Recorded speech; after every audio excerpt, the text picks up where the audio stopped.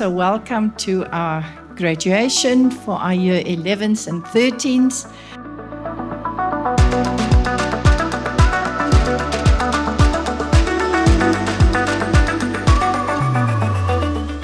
Today is a milestone, an unforgettable moment that marks both a beginning and an end.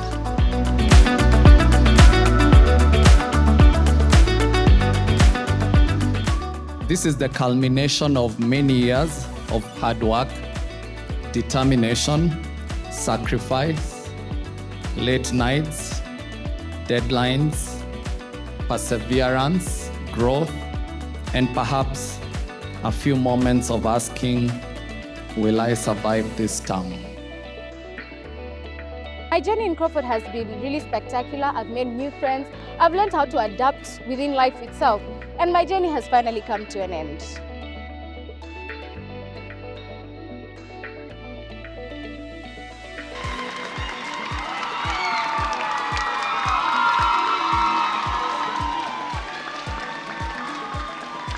Welcome, Lakita.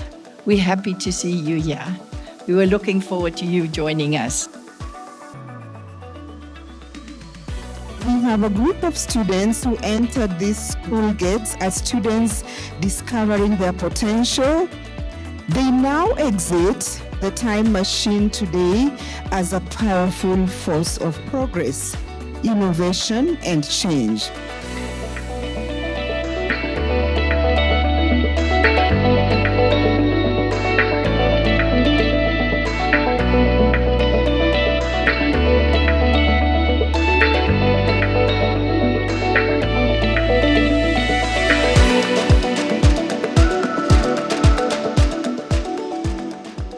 The day is here and it's been a long journey and we are finally done.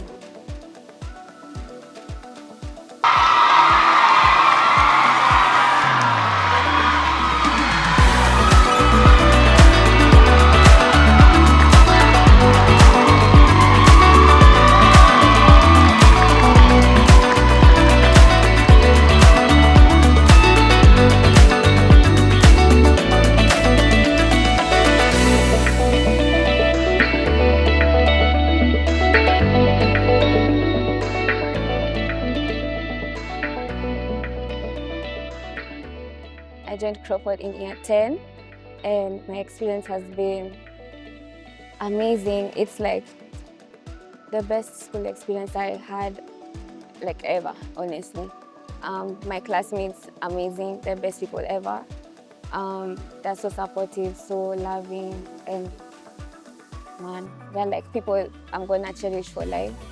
And I'm happy to say I'm finally done with school. Yes, I'm done. Finally, I'm done. Yeah.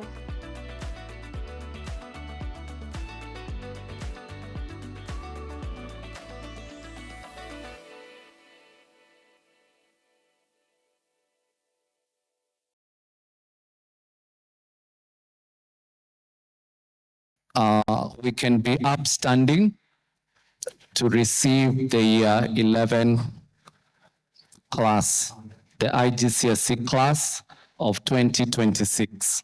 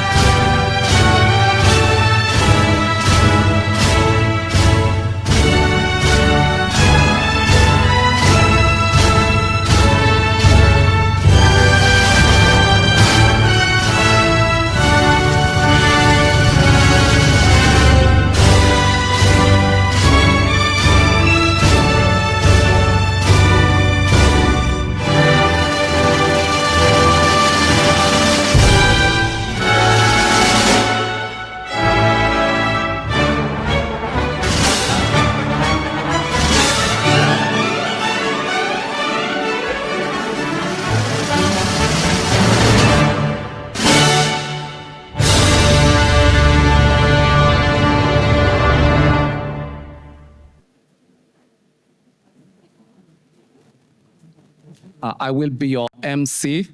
My name is Anthony Mwangi, and my co-MC is Miss Sarah Aseda. I'll call on Sarah Aseda to take us through the next item on the program. Thank you, Mr. Anthony. Good morning, ladies and gentlemen. My name is Miss Sarah. You are Mr. Anthony's co-MC of the day. We warmly welcome you to Crawford International School. We are celebrating the 6th graduation ceremony of Crawford International School. And the next part of the session, we have a great group of students and a generation defined by a static destination. But today we celebrate their journey under a fitting banner, The Future in Motion. I think those who came in earlier got an introduction to The Future in Motion. We have a group of students who entered these school gates as students discovering their potential. They now exit the time machine today as a powerful force of progress, innovation, and change. Their final and formal work as students marks the threshold of their transition into leadership. This is the group of Year 13 A-Level Group of 2026. Ladies and gentlemen, please welcome the Year 13 procession as they start The Future in Motion. Kindly let's stand and welcome the Year 13 2026 group.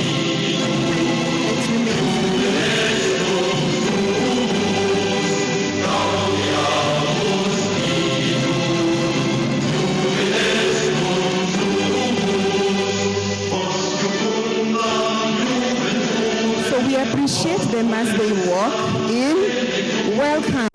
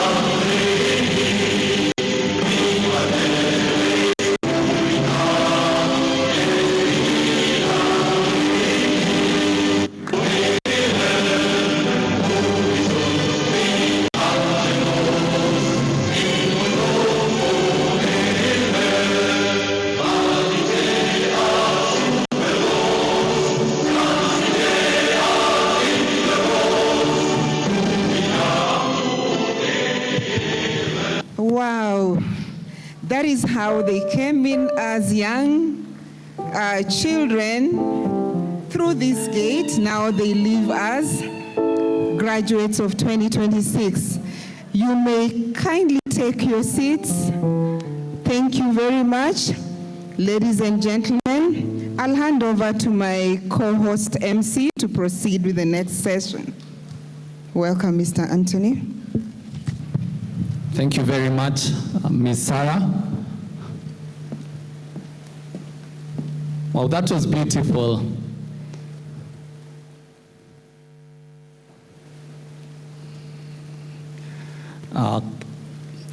To take us through the next part of our program, we shall have the band leading us in the national anthem. So kindly bear with us. We'll request you to stand for the national anthem.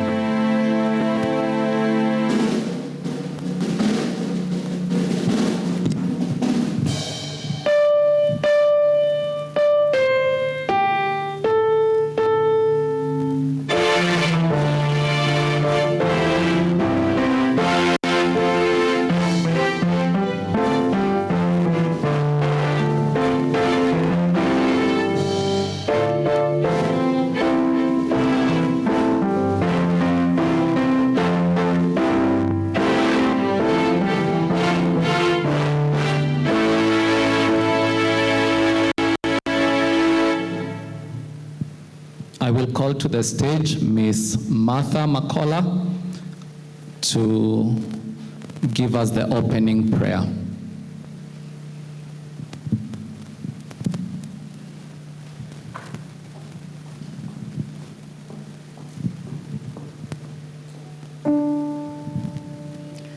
Shall we pray?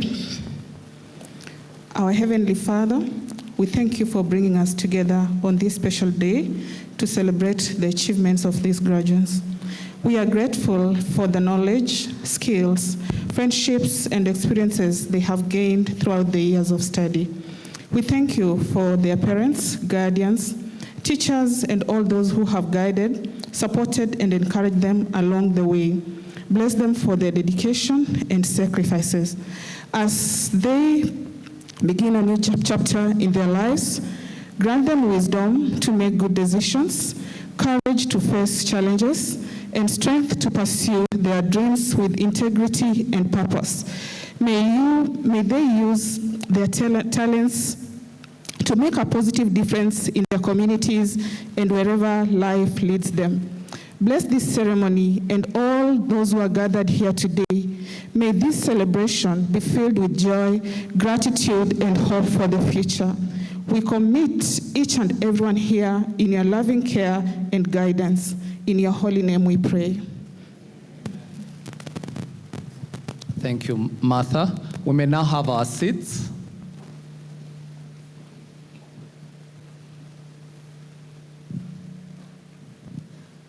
Karibuni tena. Welcome once more.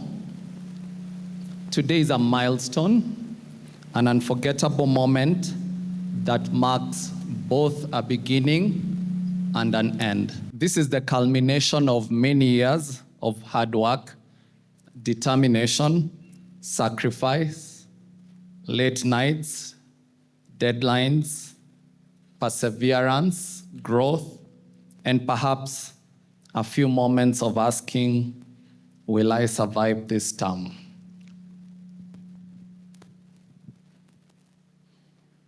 This year's theme is the future in motion, and it reminds us that the future is not something we simply wait for. It is something we actively and intentionally create.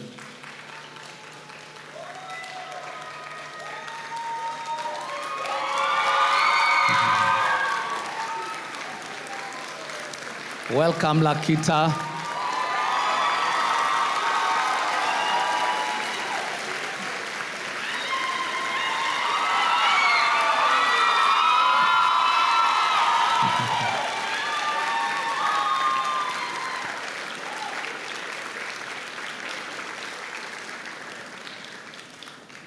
Yeah, we're so happy to see you, Lakita.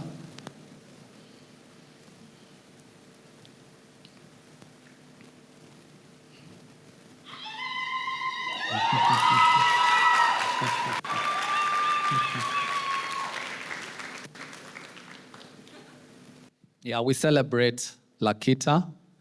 For those of you who may not know, Lakita was in India for a procedure, a medical procedure. So we are happy that she's back in time for the graduation. So karibu sana, Lakita. So yeah, we can give her a clap.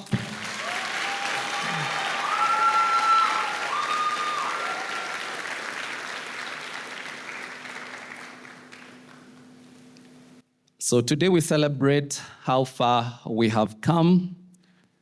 Tomorrow we move forward with purpose, courage, and endless possibilities.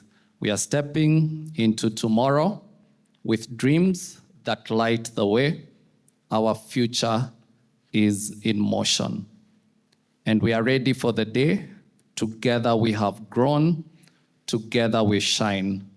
The future is in motion, and the future is ours to define. As we gather to celebrate this milestone, may we remember that every achievement today is simply the beginning of a new journey, bigger dreams, and great opportunities ahead.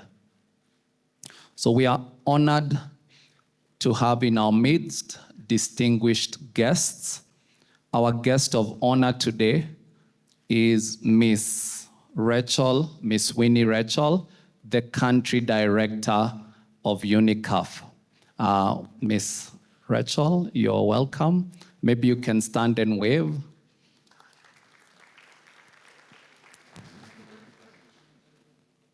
Yeah, we are also honored to have our executive principal, Miss Amanda. I'm sure you all know her. Yeah, we also have principals. In the senior school, we have Mr. William Mwangi. In the middle school, we have Miss Sonia Johnson. And for the little ones, our primary school, we have Miss Joyce Ombisi. So we are truly honored. We also have in our midst representatives of the PTA.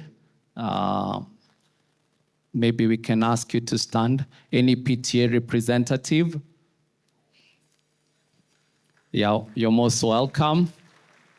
Yeah, we also have alumni of the school. Do we have any alumni in our midst? Junkie, yes, Junkie. We're so honored to have you.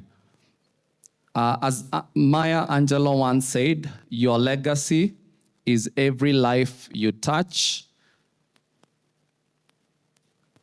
Today, dear graduates, your legacy begins. We will call on the band to give us the next performance. And I will call to the stage Leriel Nyaboke. Leriel Nyaboke, is she here? Oh, she's here. Okay. Leriel Nyaboke will perform Viva la Vida. Yeah, we can give her a round of applause.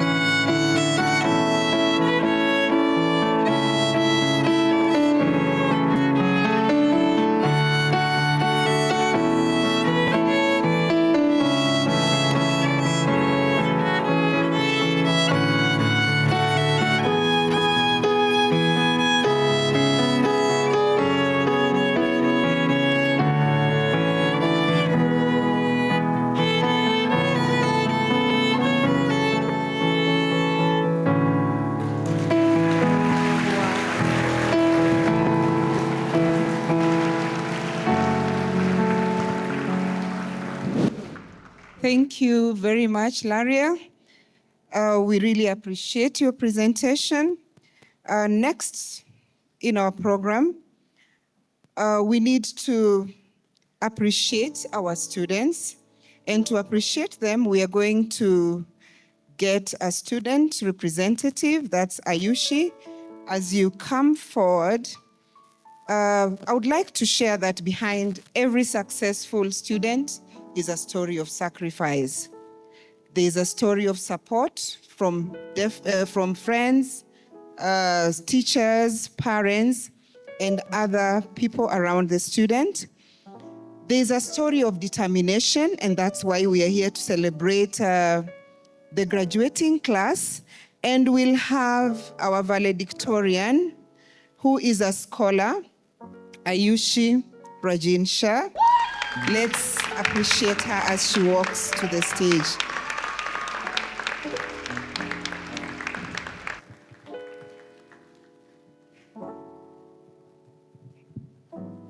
Good morning.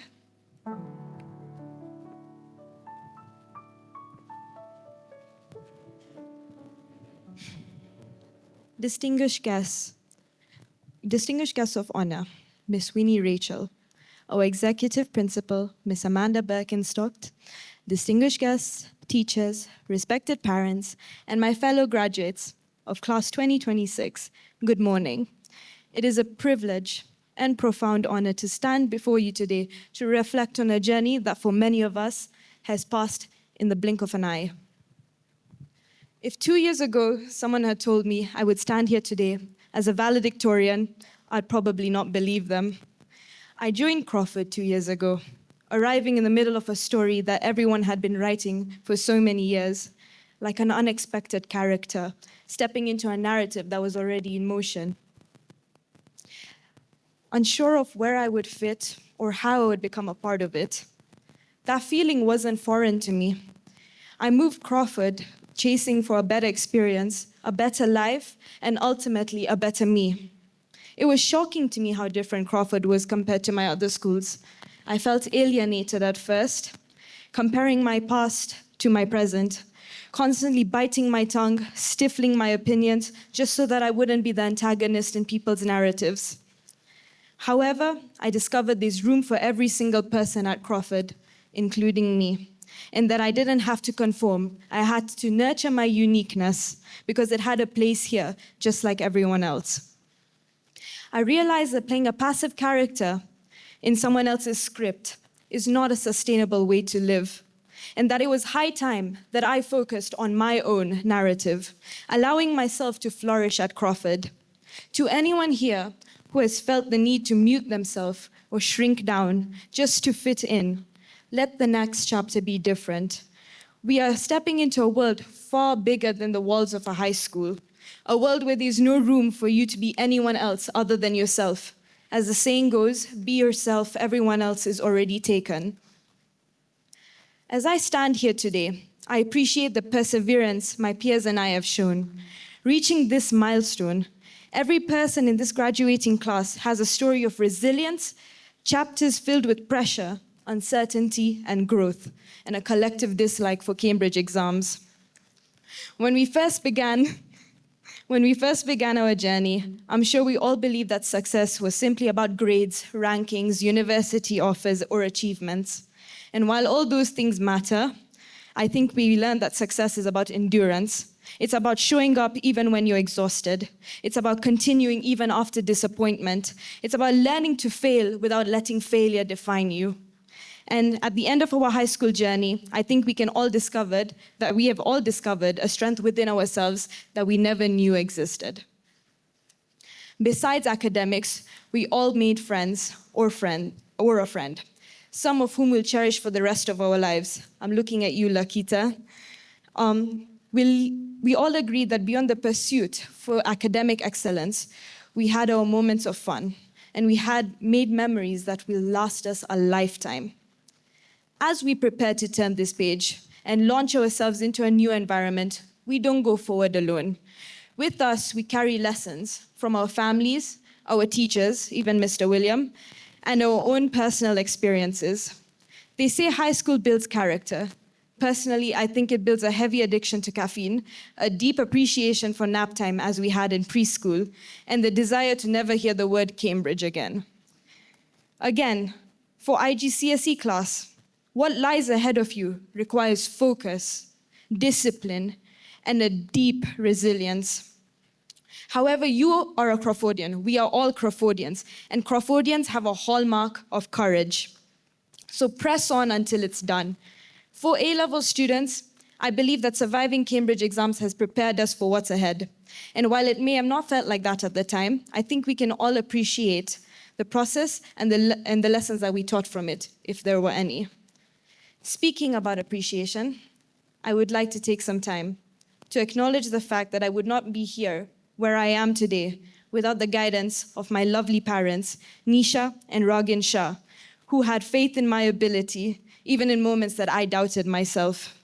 Their unwavering love is the reason I am the person I am today, and the reason I choose to be true to myself through every stage of my life. I'm sure that every single person in this graduating class carries similar gratitude to our dear parents and friends who have stood with us, supported us, encouraged us through this journey. We are forever grateful. To all you dear parents, you have made significant sacrifices to keep us in school. Thank you. We could have never done this without any of you. To our teachers, thank you for bringing so much positivity to our days. Thank you for undertaking jobs way beyond teaching, just so that we were supported, encouraged, and equipped for success. Thank you for keeping our passion alive, even while the going got increasingly tough. To Mr. William, wherever you are, thank you for not falling off the stage. And thank you for showing us that you're the only teacher who can manage to pull off a sleeveless suit and a neon green shirt. And all jokes aside, you're an amazing principal, and I just want to say that you are the breath of fresh air that everybody needed. We cannot forget the support staff who did their best to create a supportive learning environment for all of us, and for that, we say a very, very big thank you. And considering that half my colleagues are probably half asleep, Alex, I'd like to continue by saying our high school chapter has come to an end. And as we follow our separate paths, let's find comfort in knowing that our chapter was worth reading. Let's brave this path ahead of us with confidence, determination to make a positive difference wherever we find ourselves. For the first time in our life, our future is no longer something we can imagine. It's something waiting for us to conquer. Let us step forward boldly, knowing that history is shaped by those who dare to pursue what others dream of.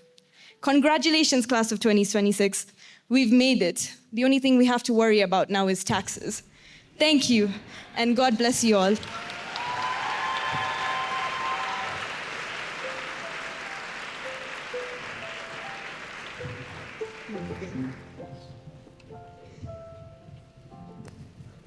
Wow, that was a nice speech. And I think Ayushi has just mentioned that success comes with determination, and the future is still in motion. Our candidates of IGCSE 2026, the future is in motion. Thank you very much for that. Now we'll continue with these words of encouragement. We'll not stop at that. I would like to kindly invite our PTA representatives, starting with our representative of IGCSE class of 2026. The future is in motion. Welcome me at this moment to invite Miss Irene Mutonyi Sakuda. Welcome. So let's continue appreciating her as she comes forward. So much. Good morning, everyone. This is a beautiful day, isn't it? I am delighted to be here. Good morning, distinguished guests, school management, leadership, teachers, parents, guardians, and most importantly, the two graduating classes, IGCSE and A-levels.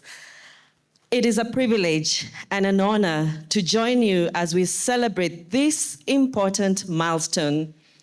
graduation is a unique occasion. For the students, today may bring back memories of friendships that you have forged on the hallways, lessons learned from both inside and outside the classroom, moments of achievement, and perhaps moments of panic.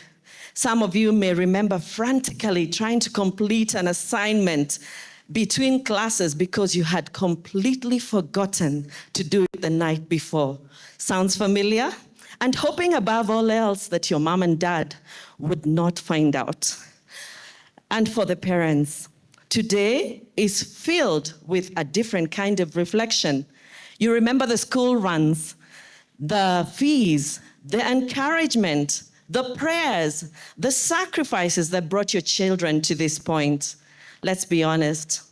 Every time a call came through from Crawford, there was a brief moment of apprehension, thinking, I hope everything is okay at Crawford, and particularly with my child. As I stand here today, this occasion is particularly special for me because I'm not only here as a PTA rep, but as a proud parent of my daughter being among the graduates. For the teachers, we appreciate your hard work. This marks another cohort reaching an important milestone, yet I know you would say every class is unique. Behind every student seated here, there are countless hours of preparation, encouragement, correction, and mentorship. So today is more than a ceremony. It's a celebration of a journey that none of us could take alone. Today, as we reflect on the past, the theme for today is challenging us to look ahead, the future in motion. What makes this theme particularly relevant is that the future is moving faster than any other time in history. Many of us in this room grew up in a world where career paths were predictable. Today, the world is rapidly changing. When I began my career, remote working was not something most organizations considered seriously. In fact, I don't think I knew about it. New careers emerged. Cybersecurity was not a regular topic of discussion in the boardrooms. Artificial intelligence, AI, belonged to science fiction than to our daily reality. Today, people collaborate across continents without ever sharing an office. Technology is reshaping industries. New careers are emerging. Existing professions are evolving. In fact, some jobs these graduates will hold may not even exist today. And perhaps, well, one thing is clear, the future is not waiting for us. It's already in motion. And the good news is, you are too, right? And perhaps one of the most important lessons we can learn is adaptability is no longer optional. It's essential. Parents, you'll agree with me, we're learning. Teachers, we're learning. Professionals in every industry are continuously learning. Many of us who have spent decades in the workplace are discovering that experience alone is no longer enough. We must continue learning, embracing new technologies, and understanding new realities and developing new skills.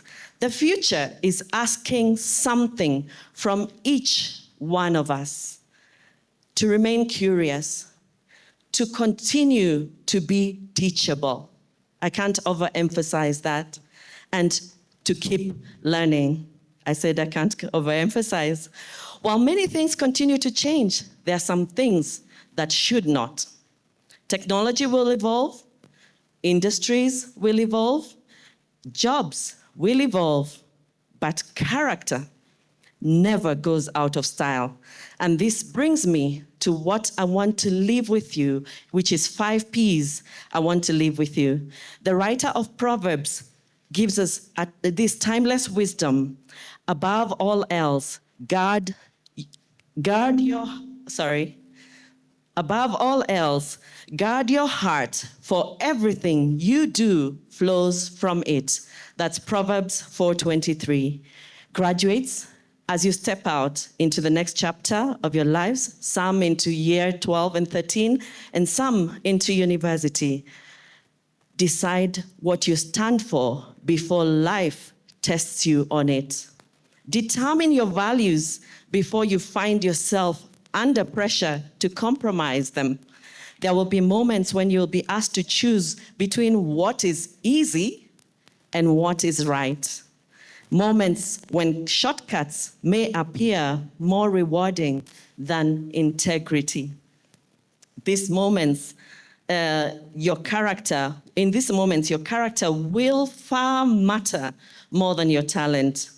Actually, after more than 2 decades in the corporate world, I have learned that the people who make the greatest impact are not necessarily the most talented. Yes, talent matters. It's not even the most intelligent, but it's often the people whose character earns trust. I want to emphasize that. Whose attitude inspires others and whose values remain steady when circumstances change.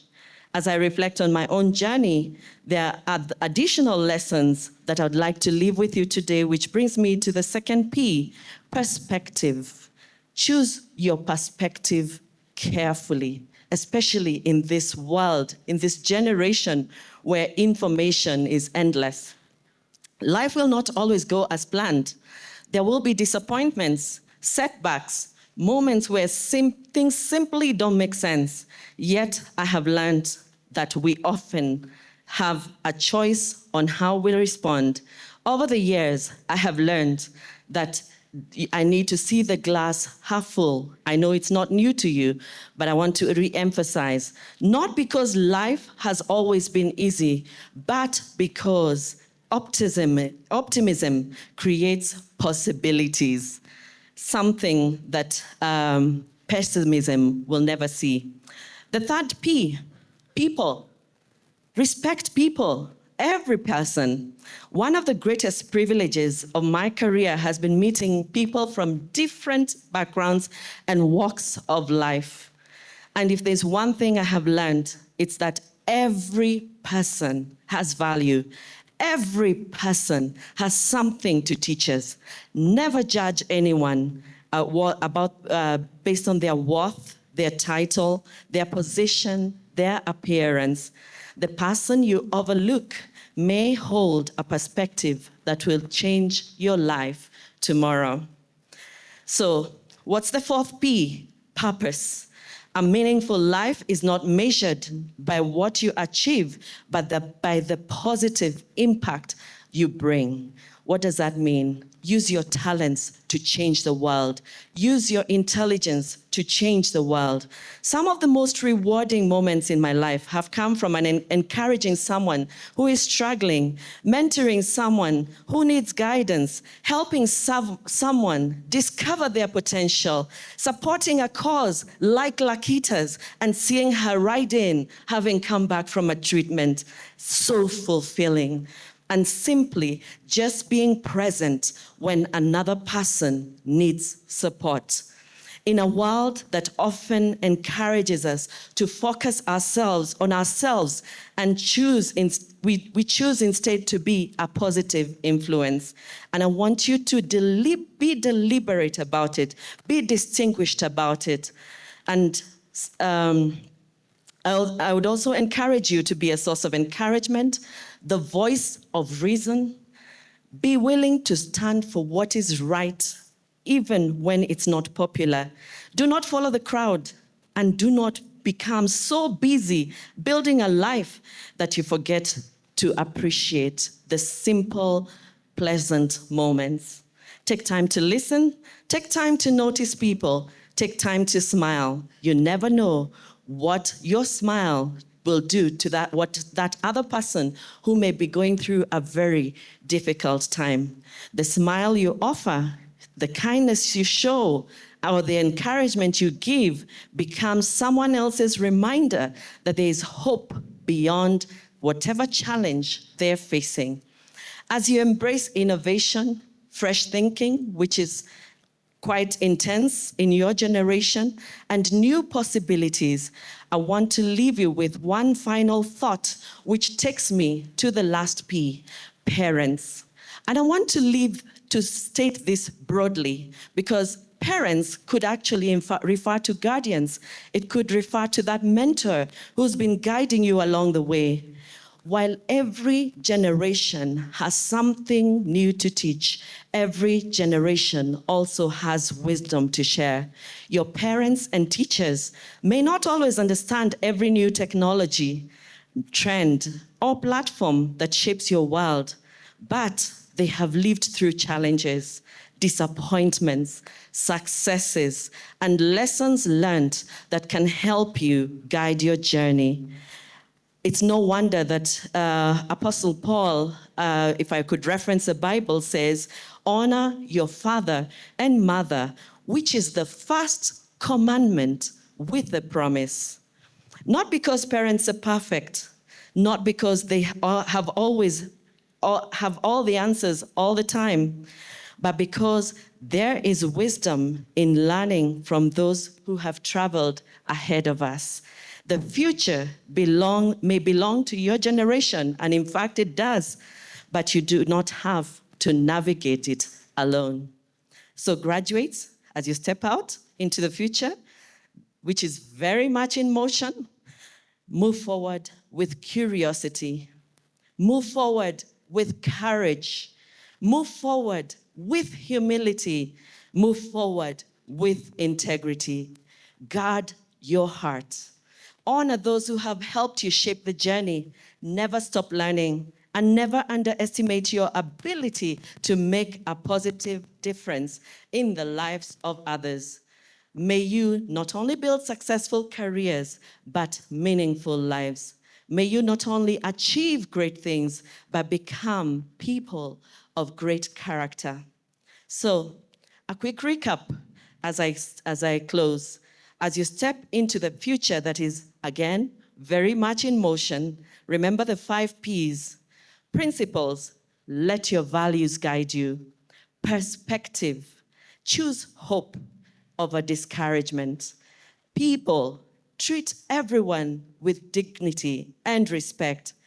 Purpose, use your gifts to make a positive difference.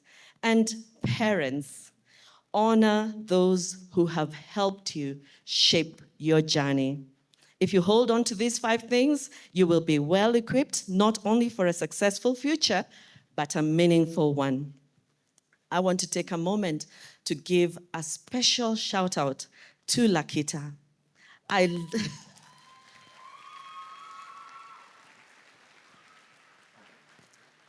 must say I got emotional when she wrote in, when she came in, because her resilience, her positivity are simply outstanding. God bless you.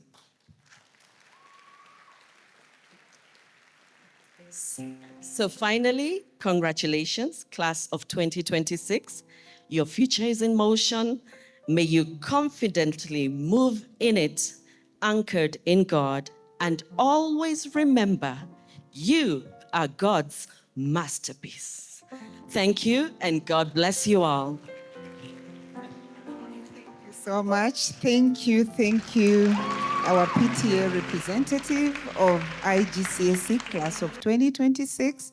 Thank you very much for the encouraging words. Graduates, be a source of encouragement, and you have been before. Next, I take this moment to invite Miss Annie Kamau, who is our PTA representative of the A-level class of 2026. Let's appreciate her as she comes on stage.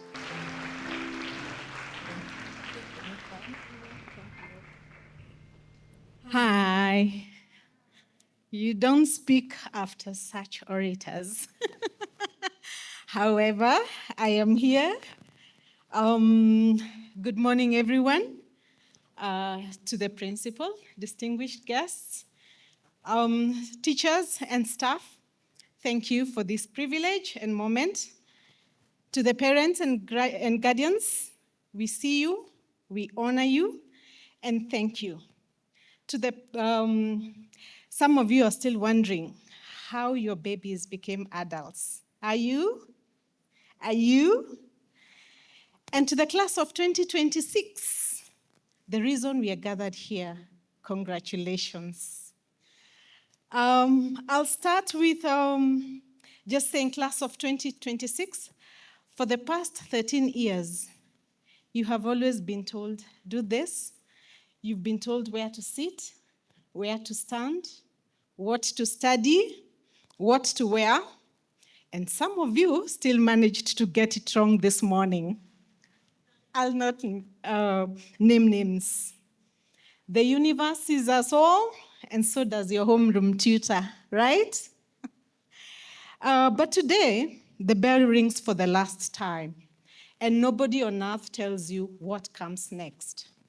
Some of you woke up this morning with one simple prayer: Lord, please let me not trip on stage. Others, a more urgent prayer: I genuinely have no idea where to start when I go out. I want you all to know that all prayers are valid and God hears them. Today, I want to talk about 3 words. And now that our theme today is future in motion, I love it because a future in motion is a future still unfolding. So I will start with the first word, motion. And I'll start with the, there's a beautiful truth that people of faith across traditions understand. You can make plans, but God has the final edit. And honestly, that you may be one of the most freeing truths you will hear. Think about a river. It doesn't ask permission to flow. It waits for no path to make. It moves over the rocks.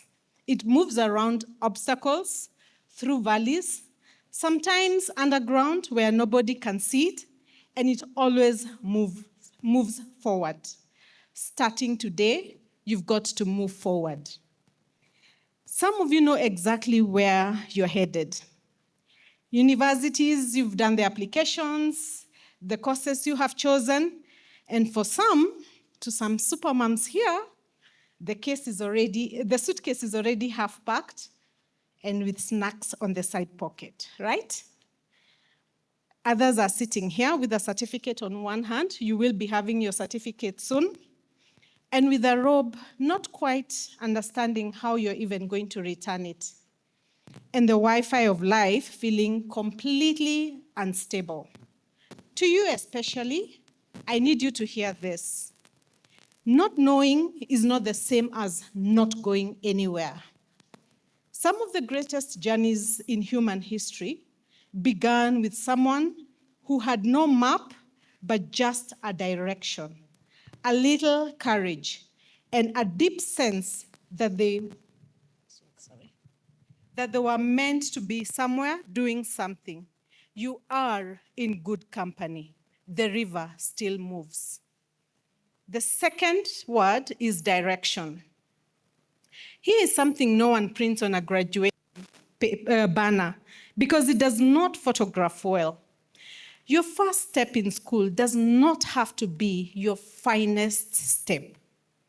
Think of the people you admire most in history, in your family, and in the stories that have shaped you in your 13 years. Very few of them traveled a straight line. They took detours. They hit walls. They had reasons when everything fell apart before it came together. Seasons that looked like failure from the outside, but were quietly doing something extraordinary on the inside, building them. Those seasons are seasons to be treasured. Your detour is not a disaster. It is preparation. You may start one course and change it. You may fail in an interview and begin again. You even, and I say this with a lot of love, move back home for a reason, not for failure. This is sometimes, in many cases, it happens. What matters is that your direction is rooted in something deeper than a career. Your values, your calling, your character, and the very needs of the world you are placed in. Because your generation has seen things, you have grown with the world's brokenness on a screen, on the palm of your hands, climate change, inequality, a pandemic that sent you home before you were ready. You did not choose any of that. However, the world is serving you a spoon. The world does not need you to be perfect. It needs you to show up. And class of 2026, you need to show up, and you know how to show up, right? Do you? Do you? Okay. And now the most powerful word in the human story. It's not a loud word. It's actually only 3 letters. And the word is yet. Okay? The dream has not yet come true. The path is not clear. You have not found your footing. You have not discovered all that you are capable of. Yet is the word that turns a closed door into a corridor. It turns a full stop into a comma. It is hope in the future tense. It is what every person of faith and every dreamer and everyone who has ever built anything meaningful held onto in dark seasons. The stubborn, quiet belief that the story is not finished and yours has only just begun. Before I close, I must pause for the people who truly carried you here. Because let us be honest, the students may be wearing the robes, but the real heroes are sitting in the audience, trying very hard not to cry at your achievements. To the teachers and staff in this school, you chose a profession the world often undervalues and overburdens, and you showed up anyway. You marked papers at midnight. You carried students in your hearts long after the bell. You noticed the ones who were struggling before they said a word to you, and you refused to let them disappear. Some of the students in this, seated here would not be here without a specific teacher who simply refused to give up on them. You know who you are, and they also do. This is something deeply sacred about a person who pours themselves into the growth of another human being without asking for recognition. And that is what you have done as a teacher. That is what, it matters more that you never know. On behalf of the family, the parents in this room, the guardians, we want to sincerely thank you. And from the depth of our hearts, we ask that you recognize and accept our gratitude. To the parents and guardians, you are the original investors in everything this day represents. The school, you faithfully paid your school fees, and sometimes painfully, and early morning revision sessions. Sometimes the mothers in the kitchen table, you are asked a question, and you wisely refused to choose not to say no. How many of us were number one? The quiet prayers whispered when no one was watching, the sacrifices made in silence, so your child could sit in that chair wearing that robe. You believed in them before they believed in themselves. That is one of the most powerful things one human being can do for another. The graduation belongs to you as much as it belongs to them. And to the wider school community, the administrators, the cooks, the support, the cleaners, everyone who made this place where our young people could grow. You are seen, you are valued, you are woven into this moment, even if your name does not appear anywhere on the program. Every great institution is built on people who served faithfully in the background, and this is your moment too. Class of 2026, one last thing. Your years from now, you will find yourself in a moment, perhaps in a boardroom, perhaps in a matatu, caught up in the 3 hours traffic jam and very annoyed. Sometimes you wake up at 2 a.m. in the night, staring at the ceiling and wondering, did I really make the right choices? Remember that you were not dropped into the world. You were launched. Did I say it right? You were launched with a prayer, with a purpose, with love, and with every resource this school and families could pour into your life. There's a truth that people with deep faith have carried across centuries, cultures, and every kind of storm. You are not here by accident. There is purpose stitched into your existence. The one who sets the stars in motion also sets you in motion and has not looked away by any chance. So go, fly sometimes, then get back up, dust yourself, and continue. Go again. Stay curious, stay kind, stay rooted. Something greater than yourself. And whatever you do, keep moving. The future is something you walk into. One step, one prayer, one brave morning at a time. And again, we acknowledge Lakita. Year 13 parents, I stand here as an Year 13 representative, and I am the emblem of brevity, the emblem of resilience, has been with us in our class with our child. Lakita is here. If you have not put, I want you to know your child sat next to that child. So if you have not thrown something into the pay bill, smile with her. Congratulations, class of 2026. You are loved, you are ready, and the world is waiting for all of you.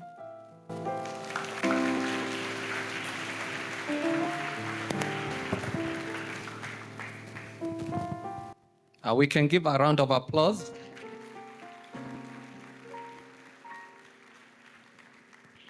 Thank you very much for those words of wisdom and encouragement. I'm not seeing you guys writing notes.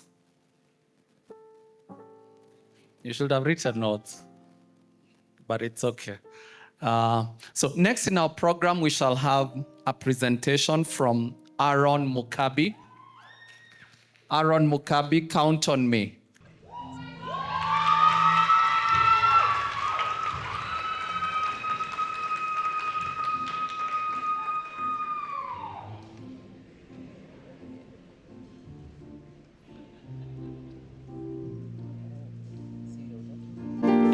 Find yourself stuck in the middle of the sea. I'll tell the world to find you. If you ever find yourself lost in the dark and you can't see, I'll be the light to guide you. We find out what we're made of when we are called to help our friends in need.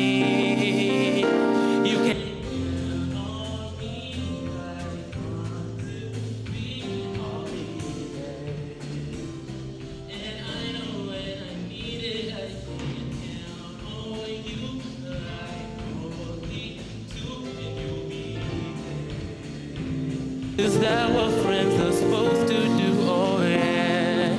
Ooh, ooh, ooh.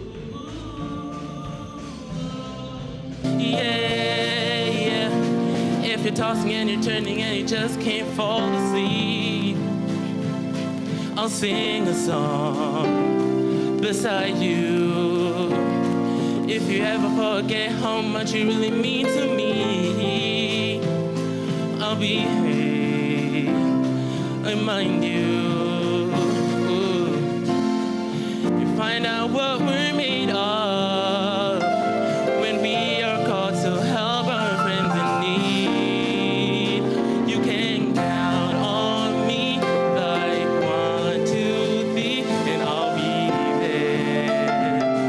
And I know when I need it, I can count on you, like 4, 3, 2, and you'll be there. Is that what friends are supposed to do? Oh yeah.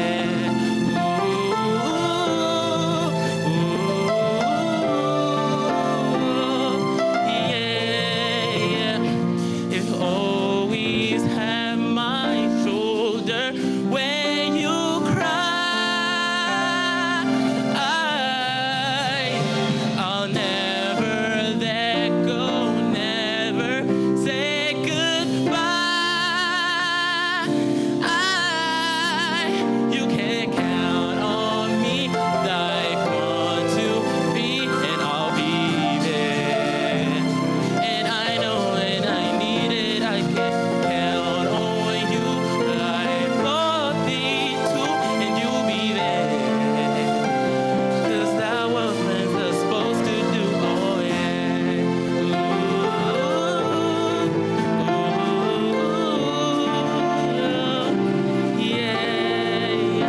You can count on me, like 1, 2, 3, and I'll be there.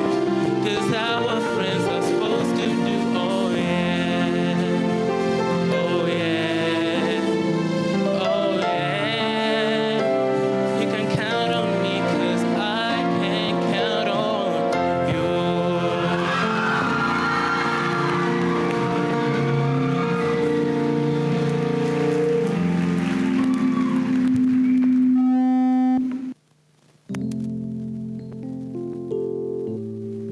Wow, that was so nice.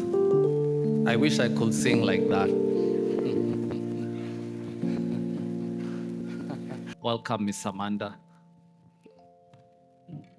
Thank you, Mr. Anthony. And just as you walk away, when you said you wish you could sing like this, Mr. Kazito said, not yet. So it's still coming. Just from me, also welcome to our graduation for our year 11s and 13s. And welcome, Lakita. We're happy to see you here. We were looking forward to you joining us. So good morning to all the graduates, to our teachers, our parents that are here, and our special guest, Ms. Whitney Rachel. Year 11s and 13s. Our theme this morning is the future in motion. And this should be a reminder to you that your journey to the future did not begin today. It actually began the day that you entered this world.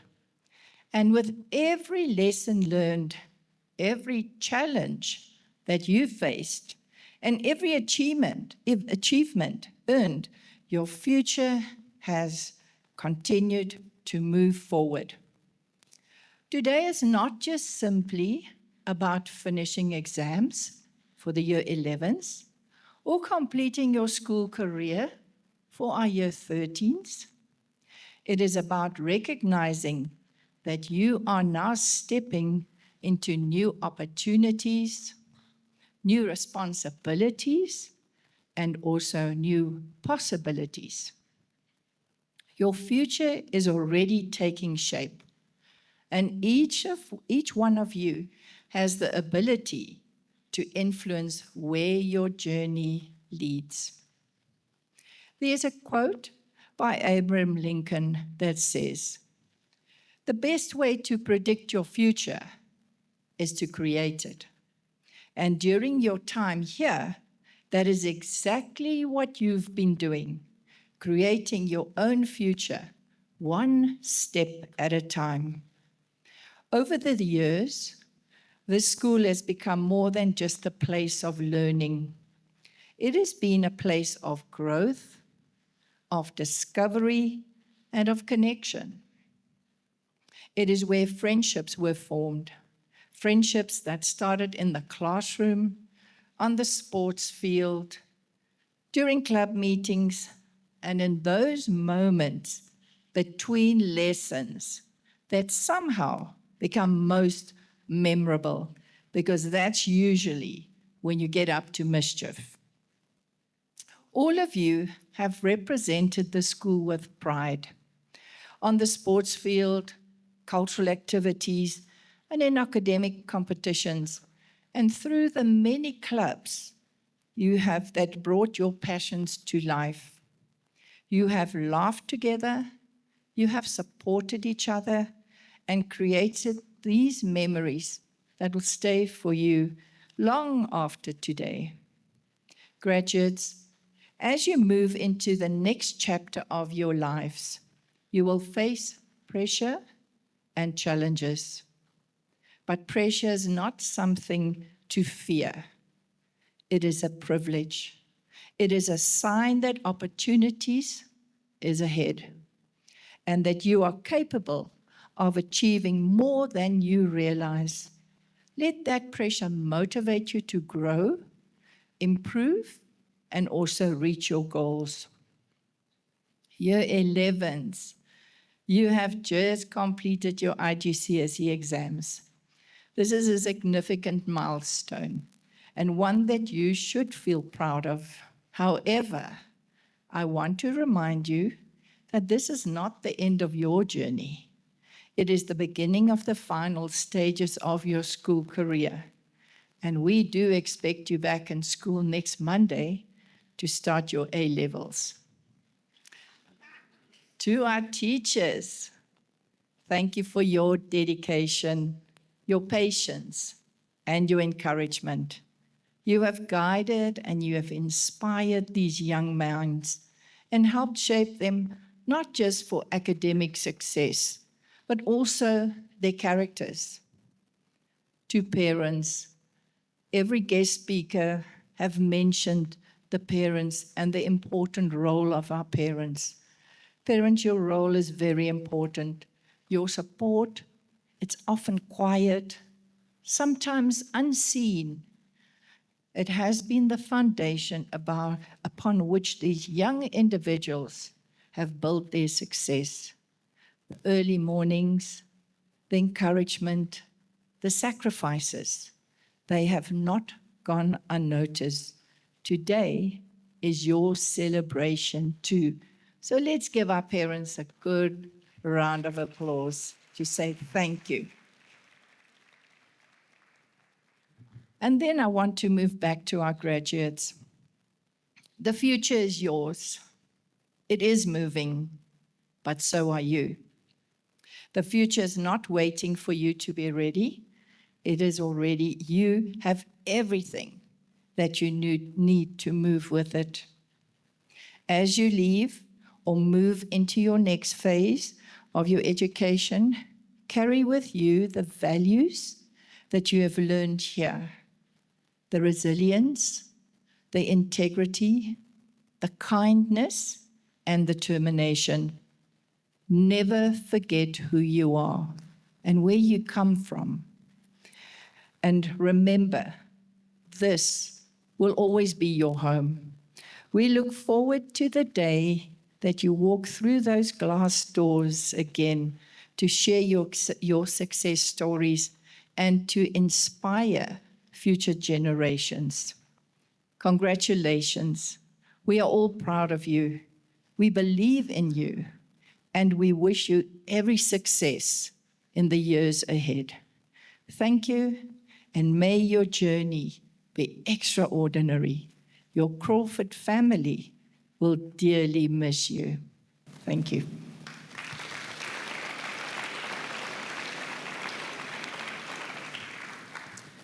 Just before we go into our next item on the agenda, I just want to celebrate the following students as well.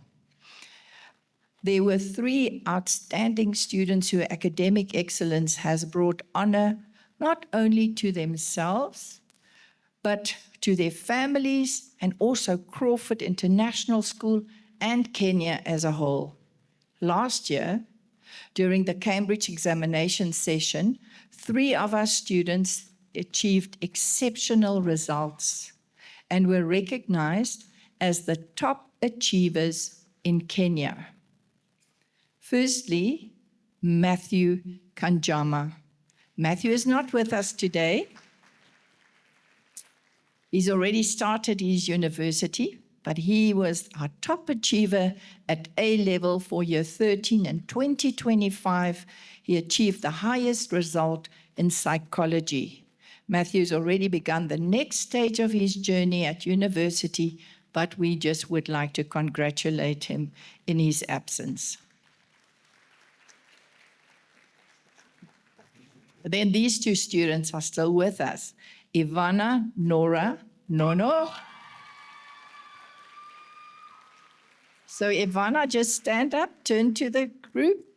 Yes. Ivana was our top achiever at AS level for year 12 in 2025. She achieved the highest results in business. So well done, Ivana. Thank you. Then the student is also with us, Alvin Mburu. Alvin, where are you? Let's stand. Is Alvin not here today? But let me read what Alvin's done. Alvin Mburu, our top achiever at IGCSE for year 11 in 2025, achieved the highest results in global perspectives. So well done, Ivan.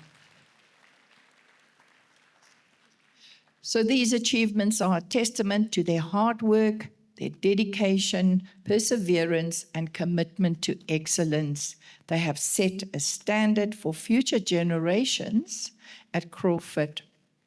And they have shown what is possible when talent is matched with determination. So well done and congratulations to those students as well.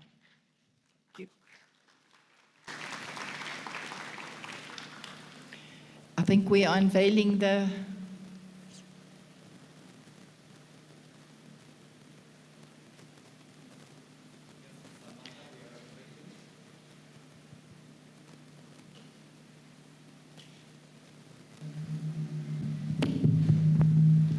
Yes, we will be unveiling. That's the next item. And I'll call on stage the principal of the senior school, Mr. William Mwangi. Also the deputy principal, Mr. Gabriel Sila. He's on stage. Then the phase leader of the senior school, Miss Eva Njaweni. And we shall have 2 student representatives, member of the judiciary. We have Imani Mwania and we have Christian.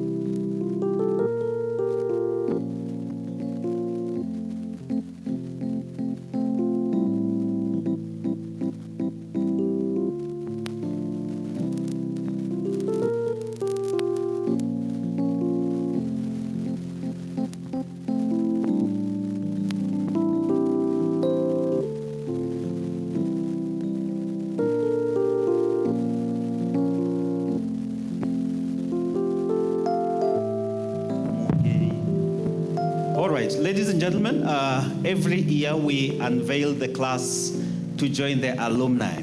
So this year, the class of 2026 will be unveiled by the executive principal. Let's appreciate her as she does that. And the judiciary will unveil the names. Beautiful, beautiful. All your names are embedded there, and the executive principal will give it a signature to officially allow you to join the alumni of Crawford International School. We say forever Crawfordian. Thank you so much. We do appreciate. Thank you.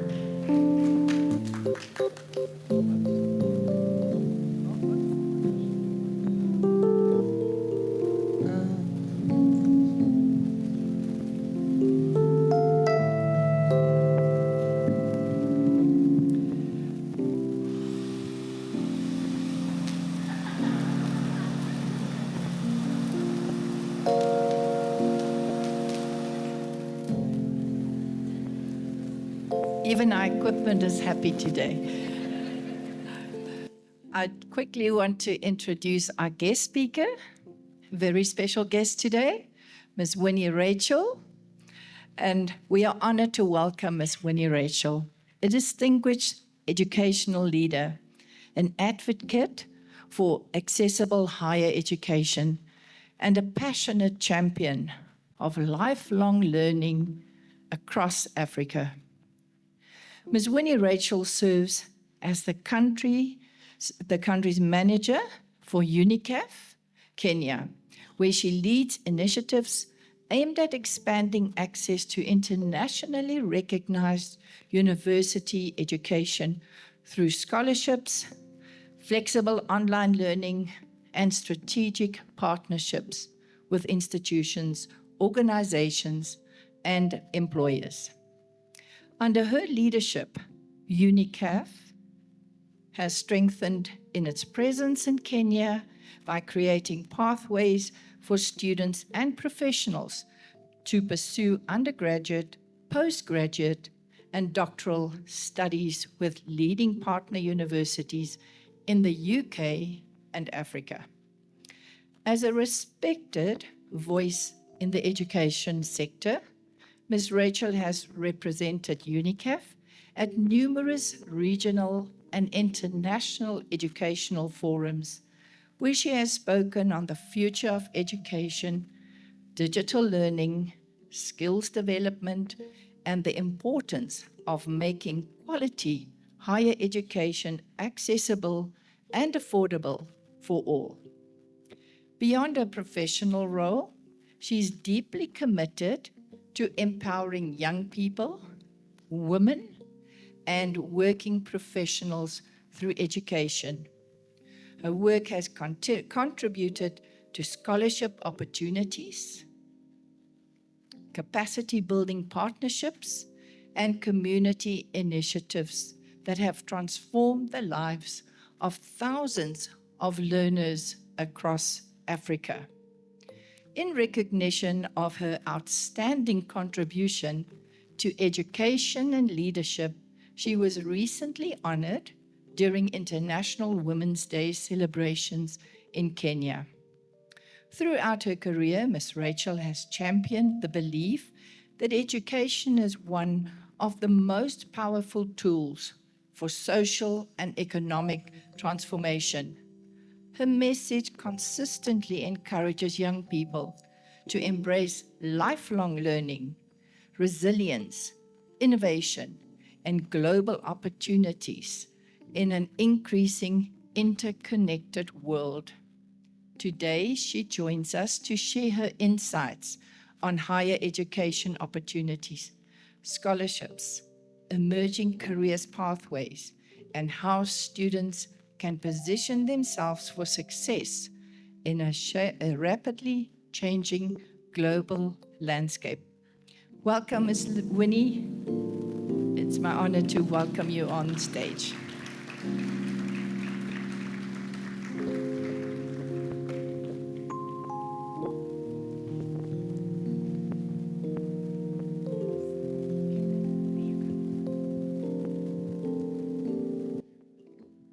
How are you all?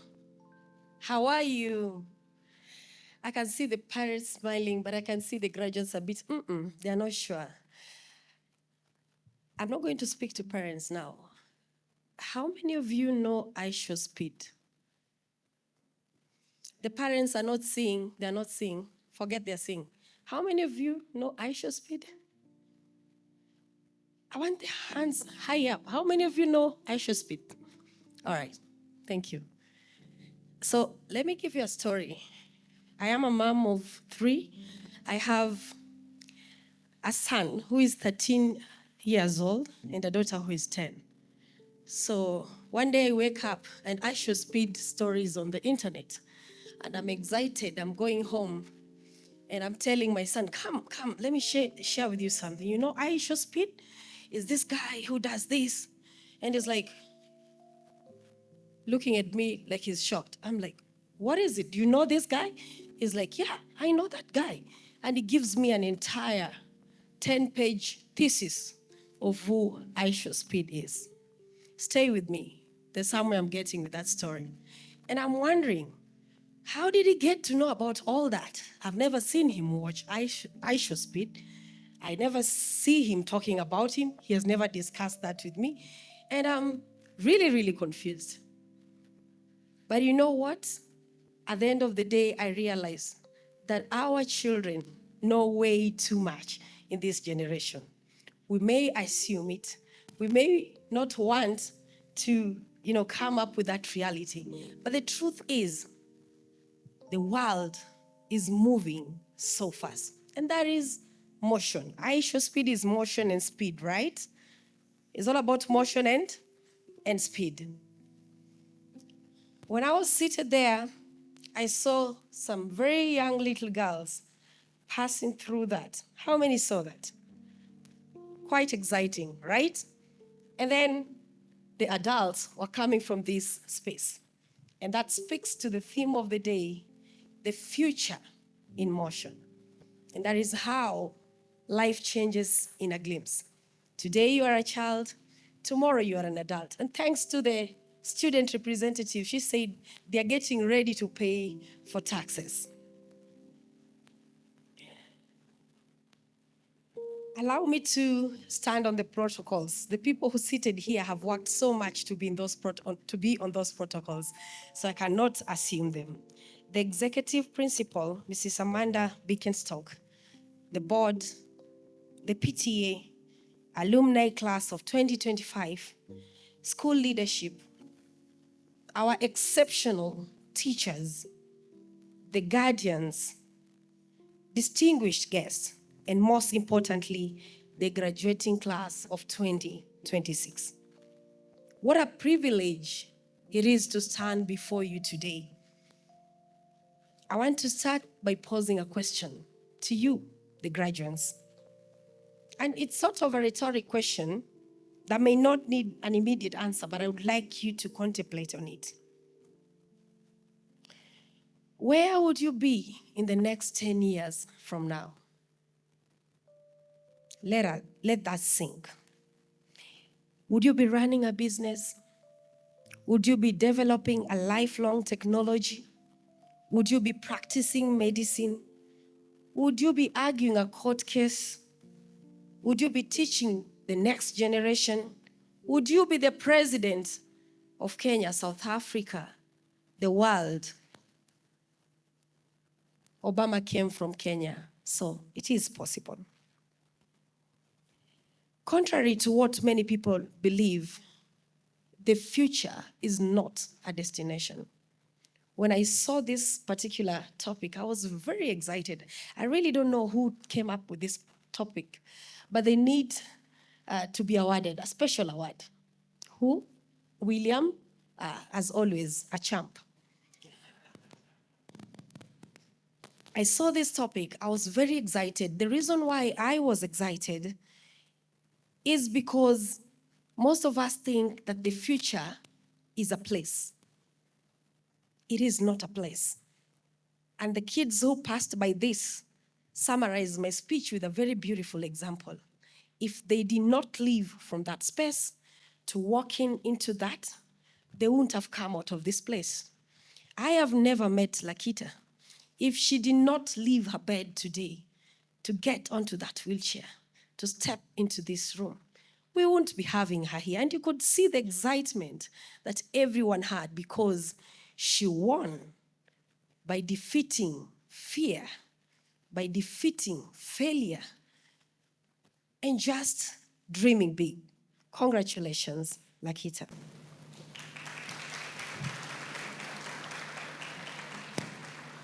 And like I mentioned, the future begins now. It begins with your habits that you build every day, how you wake up. Do you meditate upon your day? Do you pray? I saw we started with a word of prayer, and I believe we strongly believe in God, irrespective of the different denominations that we come from. Your character, how do you develop it? The risks you take, the failures you learn from, and the courage you show when no one is watching. That is why today, this particular theme is very important. Today is not simply a celebration of academic achievement. I want to believe it's a celebration of possibilities. It is a celebration of very many things that have culminated to what we have today. 3 things came to my mind when I thought of this particular topic. And I want us to speak about them as a summarize, and then we get to the next level. I was in a meeting, I think the part of this week, and we were discussing a very important topic, employability. And I think that is the worry for most of us. Even parents, as they're seated there, they're wondering, okay, where next? They're trying to make the next calls, where next, and all that. And one of the things we realized is there are 3 main important things that we need to realize. This is not just for the graduates, this is for all of us. The 3 important things that we need to look at. In everything that you do, there is the what. Say after me, the what. Louder, the what. And then we have the then what. And then lastly, we have so what.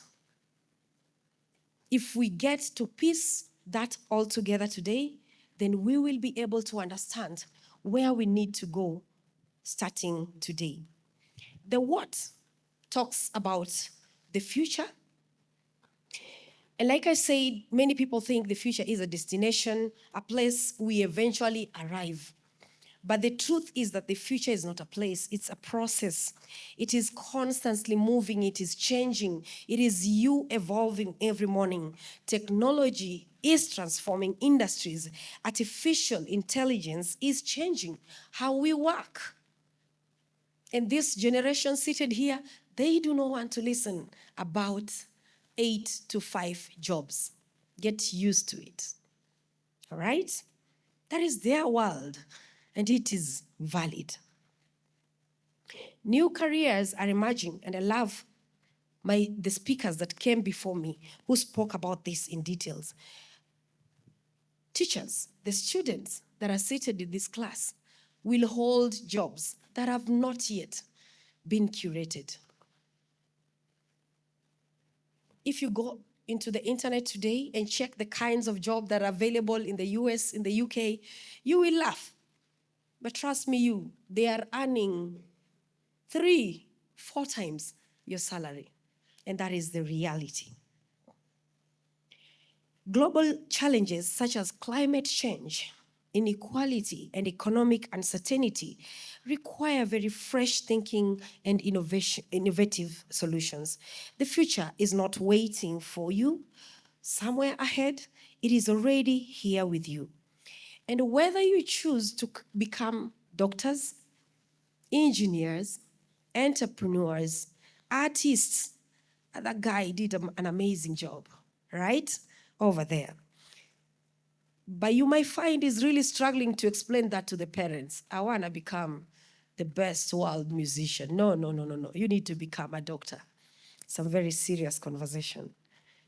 Or leaders, you're stepping into a world that will reward what we called adaptability at the end of the day. Creativity, resilience, and lifelong learning, just like I've mentioned. That is the what of today. The future being a movement, the future being change, and the future being the opportunity. The second point is So what? After you know your future, so what? And this speaks to the fact that why does it really matter for me to care about my future? Because movement creates choice. It gives you the options. You can either be carried by change or you can help shape it. Many years from now, no one will remember the examinations that you sat, the scores, as much as they will remember your character, what you did, and what you have achieved. Remember, your character, and thank you so much. One of the parents really talked on character, so I'm not going to go on that. Your values and your contribution to the society are as much as important as any other thing. The question is not whether change will really happen, but the question is, how will you respond when that change happens? When you leave tomorrow, you leave Kenya and go to another country, you go to a different environment, you find maybe it's not the way you are in Crawford.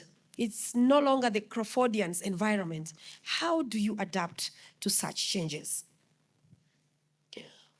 I want to encourage you this morning that when you encounter obstacles, will you see barriers or opportunities? When you witness injustice in this particular world, will you remain silent or you will choose to be part of the solution? The world does not need spectators. The world needs problem solvers. It needs innovators. And that is where we venture in. I will speak that on behalf of UNICAF. It needs compassionate leaders. It needs young people who understand that success is not only measured by the things that you achieve, but success is measured by yourself and how you help others as well. Very well brought up. As someone who has spent several years in the education sector, community development, and social impact projects across Africa and beyond, I have learned one important lesson. The people who can change the world, most of the time, are really not the most intelligent people in class. And look at the researchers that we have. Who found light? Who came up with that bulb? Have you read their history? Do you know how we came to have the first antibiotic? By the way, it was a mistake. For us to discover the first antibiotic, it was somebody who left some food somewhere and it started growing some algae, and somebody discovered, I want to know what this is. And they took it to the lab. And there we are. We had our first antibiotic. What am I saying? It needs to go beyond the paperwork. They are often the people who refuse to give up when things become difficult. That is why resilience matters. This is why courage matters. And that is why integrity matters. Because your future is not defined solely by your talents, but your choices. And the last one is, then what? Then what? Do you have a purpose? What happens next? Tomorrow, after these celebrations are over and the certificates are framed, life begins asking a new set of questions. What will you do with your education? What kind of person are you becoming? What legacy are you going to leave behind? My challenge to you today, graduates, is simple. Keep moving. If you stand on the same space, you will not evolve. Movement is change. Movement is leaving what you did yesterday and finding new solutions. You cannot keep doing the same thing and expect different results. What is the legacy that you leave behind? What are people going to remember you with? Move towards your dream even when the path isn't clear. Move towards excellence even when mediocrity is easier to choose. move towards kindness in this world where sometimes, we feel very divided. And I can see the love in Crawford when Lakita walked in here. Your generation has the power to solve problems that the previous generations could never solve. You have access to knowledge, to technology, and to opportunities unlike the generations before. Use them wisely, use them boldly, use them to build your future that is not successful, that is not only successful, but is very meaningful. When I look back, I think we are at a point of time where we are going to have the highest transfer of wealth over the last 500 years. And I hope, as a graduate, you be part of it to participate in it. How? If everything you knew could give you everything you want, you would already have it with you today. But listen, you really have to be uncomfortable with your comfortable situations for you to find comfort. You have to strive to bring in solutions. You have to be willing and always be a perpetual student. There is never an end in learning. Be it for the students, be it for the adults, life every day presents an opportunity for us to learn. Don't just let the future happen on you. Take charge. You have the responsibility right now how to educate yourself. Probably after graduation, you will leave your parents' house. You will go and stay with a friend or yourself. You need to be in a position to make decisions that are going to affect your future positively. I realized when the chief principal was reading my bio, and I was asking, who is that? And I wanted to give a background story of what education can do. Some years back, in a village in Migori County, I think they call it County 44, in the most ruralist part of Kenya. Somebody from Migori. Let me see. You see? Trust me, they are not shouting because I'm standing here. They're shouting because they know what I'm talking about. They know a rural place called Aongediang. And if those French guys, you see they're laughing, the French guys seated in this room, the meaning of that is, I do not have a cow. So please don't laugh, but that is the school I went to. If we had something to display, I would display the school for you. It is in existence. He's still laughing. It is called Aongediang. I do not have cows. This is how it came about. So parents were looking for a place where they can take their students to learn, and parents were being called, could you give us money so that you build the school? And everybody was saying, I don't have a cow, because then there were no cash, right? I know you can't relate. There were no cash, so I don't have a cow. So every parent was saying, I don't have a cow, I don't have a cow. And when they ultimately began the school, they started it, I don't have a cow. There is no fence, there is no chair, there is no building, there is nothing. It is you versus hope. And that is where I started my nursery. I was very excited by that. I used to carry a sack that had sweet potatoes and porridge. I never even knew there were bags to carry, the backpacks. So I used to walk and go. When I got to school, the guys at the top would sandwich me between them. And as we prayed, they would take all the sweet potatoes and the porridge. And I knew that was the end of learning. I would go back home. By the time I realized that people go to school to learn, I think I was 7, 8 years. That is when I started to demystify. Oh, people come with books in school? Oh, they are pencils. Oh, that is when I discovered that. And over the years, as we went through, as I continue to study in those parts of, the rural parts of Migori, I used to sometimes see the aeroplanes. I didn't even know what that was. But one day I'm gonna be in that aeroplane. I had hope. But one thing that removed me from that abject poverty to who I am today is education. You can never underestimate the power of education. Education is one thing, graduates, that nobody can interchange it with anything else. It is the only certificate that if somebody died, it cannot be transferred. That shows you the power of that document. It is your only passport to your future. It is the only thing that can place you before the kings and the queens. It is the only thing that can make you speak to the president of the United States of America and the world. As that was happening, I realized that, look, wait a minute, my story is no different. If I was to give this mic to many of you, we would start crying in this room because education has literally transformed the lives of so many people.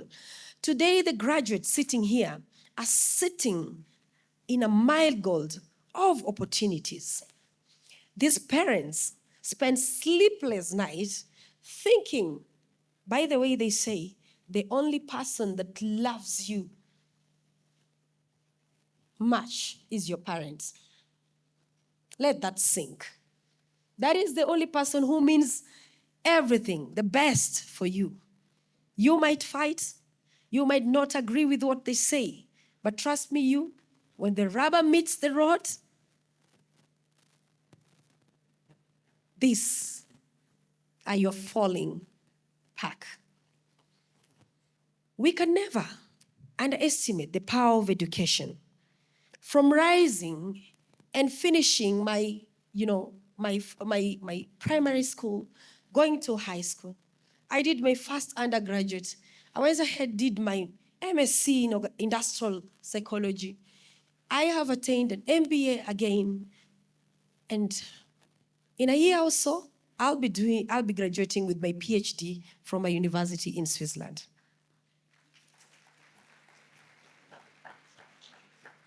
From rising, from a normal child, from that community, to being one of the youngest county directors in this country, sitting in policy spaces, shaping the education sector, it cannot be luck. It has to be motion. You have to move. The parents have done their part. They have paid the fees. They have toiled. They have prayed. They have been on their knees. It is your time to shine. I have had the privilege of standing in both local and international platforms to share stories of impact.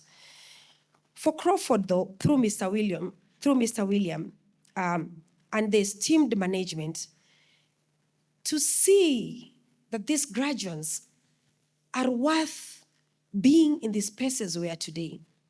My late mom, may she rest in peace, she was a teacher. She passed on last year. She was a teacher.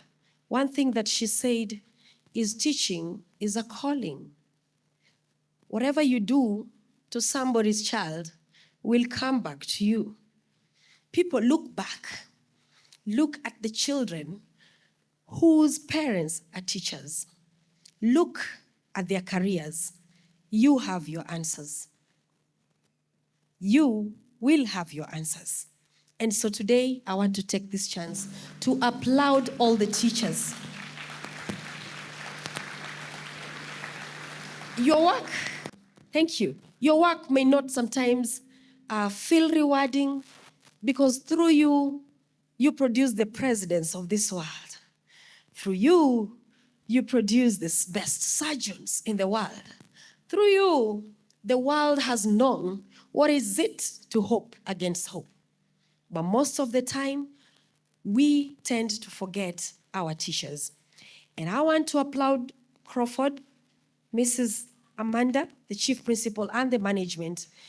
to even have the thought to welcome UNICAF in this space. And as I talk about UNICAF in a few, maybe 2 minutes or so, on how we work with Crawford and the impact this has done, I am elated. So UNICAF is an international organization. We are based in Lanaka. What we do is something we call democratizing education.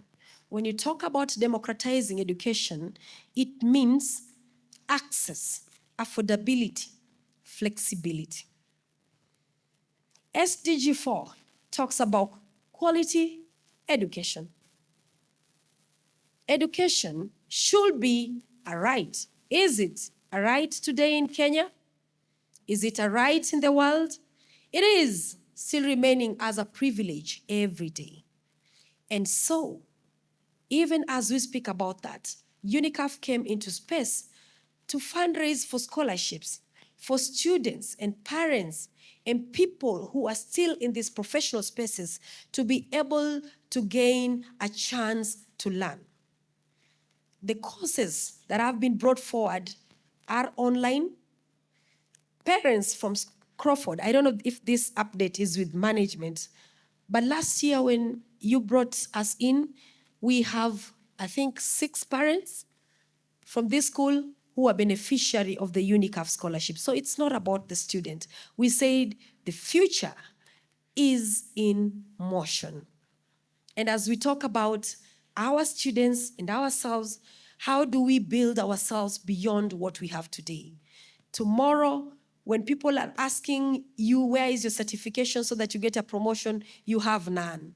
You say, I'm taking my child to school. He's in Crawford. The fees, this. We tend to give ourselves a lot of excuses. A partnership that we began last year has transformed the life. I really hoped one of those parents would be in this space today. Do we have a parent who is a beneficiary of UNICAF scholarship? Not in this particular graduation, but I believe we have 6 of them. What we do is to help learners to access globally recognized institutions in the UK to be able to study for their degrees, undergraduates, masters, and PhDs. But the partnership we had, we realized that responsibilities really is a competition. And so as parents, we have a lot that you're running to do. And so we extended that to the parents. So the scholarship was given from the graduates to the students. It is a partial scholarship, but it is a pre-negotiated scholarship that gives access to 80% scholarship to any UK university. This year, William, for the love that you have extended to UNICAF, I think I can comfortably say we can push it to 85%.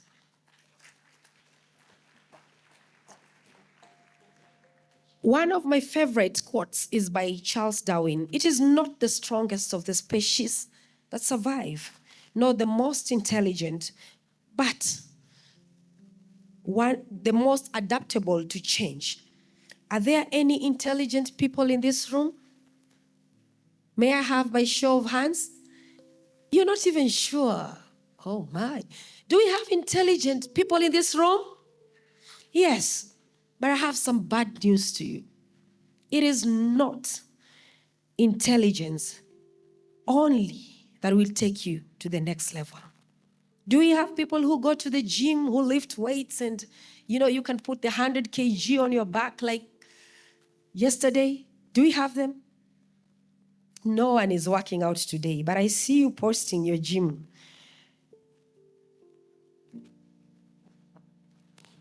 It's not the most strongest that will survive, but those that are adaptable to change.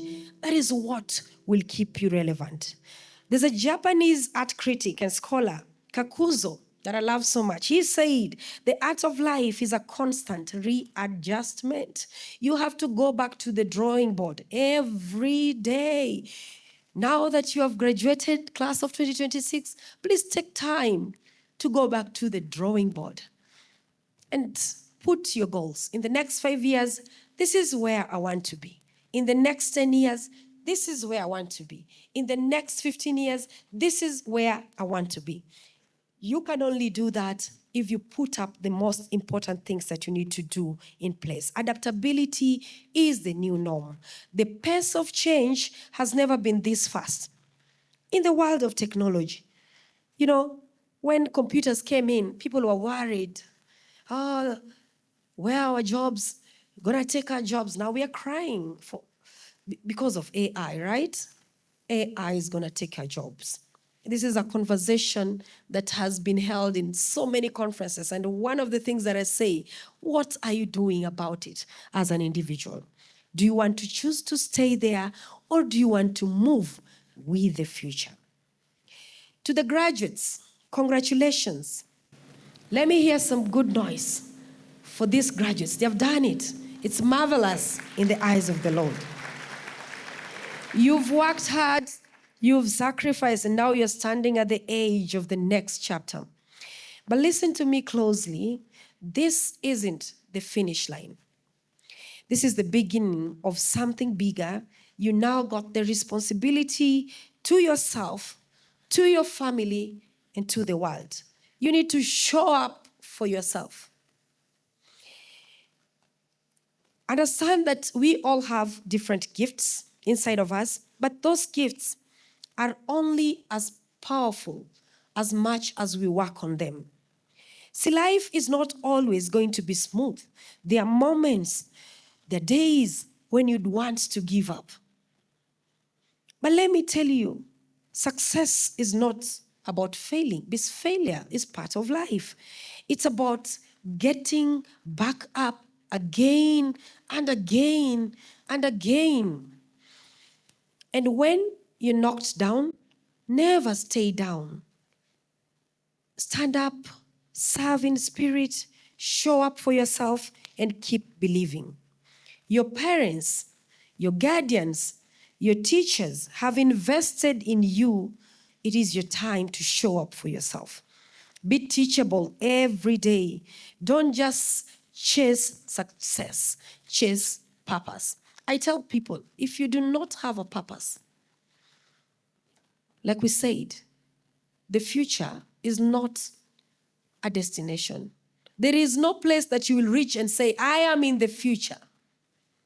It is a process that takes place. You have to anchor yourself to your purpose. And maybe to the teachers, that's a challenge, and our parents. Let's have a sit down with our children. Ask them, what is your purpose? Because most of the time as parents also, sometimes we want to live our purpose in the lives of our children. All right? So tonight, as we go to have some fun and have some drinks and some food, could we get to know, what is your purpose, baby? Why do you live? Because if you recognize your purpose, you will have passion to do it. Passion is what will make you stand up every day and do what you are doing when everything else is failing. As you walk out today, remember, you have been blessed by an opportunity. Do not waste it. I say this every day. God, listen. God got a plan for you, but you got to partner with Him to make it happen. Now, we release you. You go make yourself proud. Make your parents proud. Above all, please make yourself proud of yourself. The world is waiting for you, and all I can tell you today is see you at the top. Thank you very much.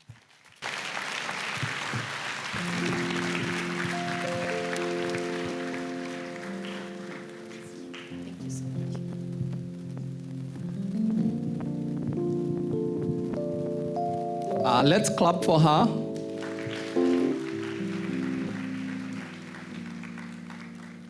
Yeah, those were many inspiring words, and I hope we've taken away something from that speech.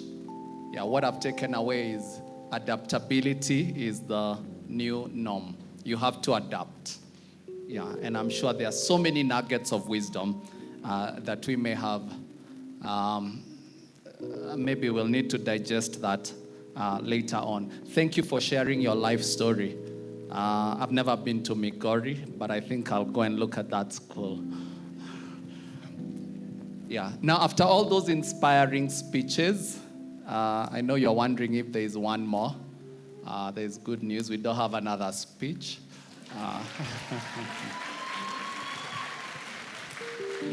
So next on stage, we have a duet from Imani Mwania and Aaron Mukabi.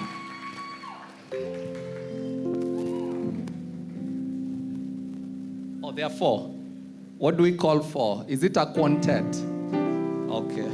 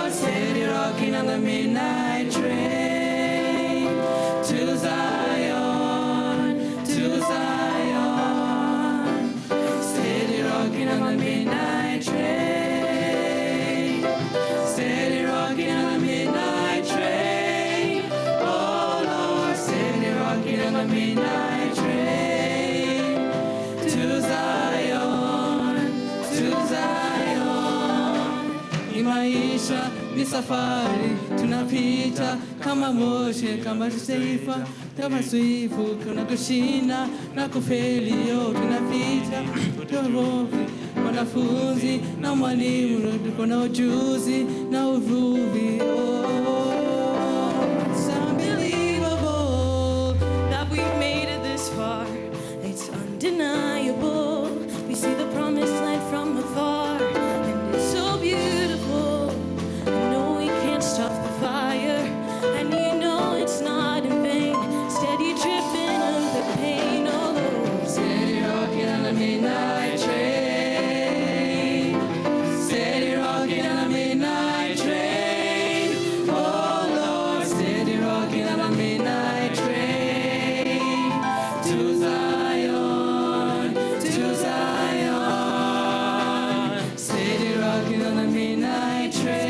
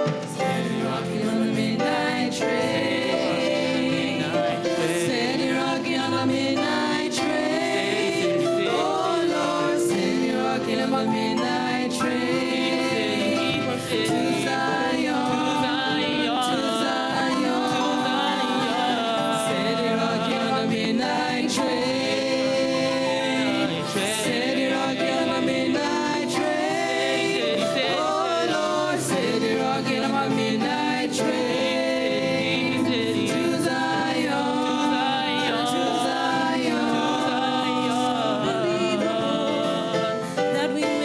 this far. It's undeniable. We see the promised land from afar. It's so beautiful. So beautiful. Lord, we can't stop the fire. And we know it's not in vain. Steady tripping through the pain. Oh Lord, Steady rocking the midnight train. Steady rocking the midnight train. Oh Lord, steady rocking the midnight train. To Zion, to Zion. Steady rocking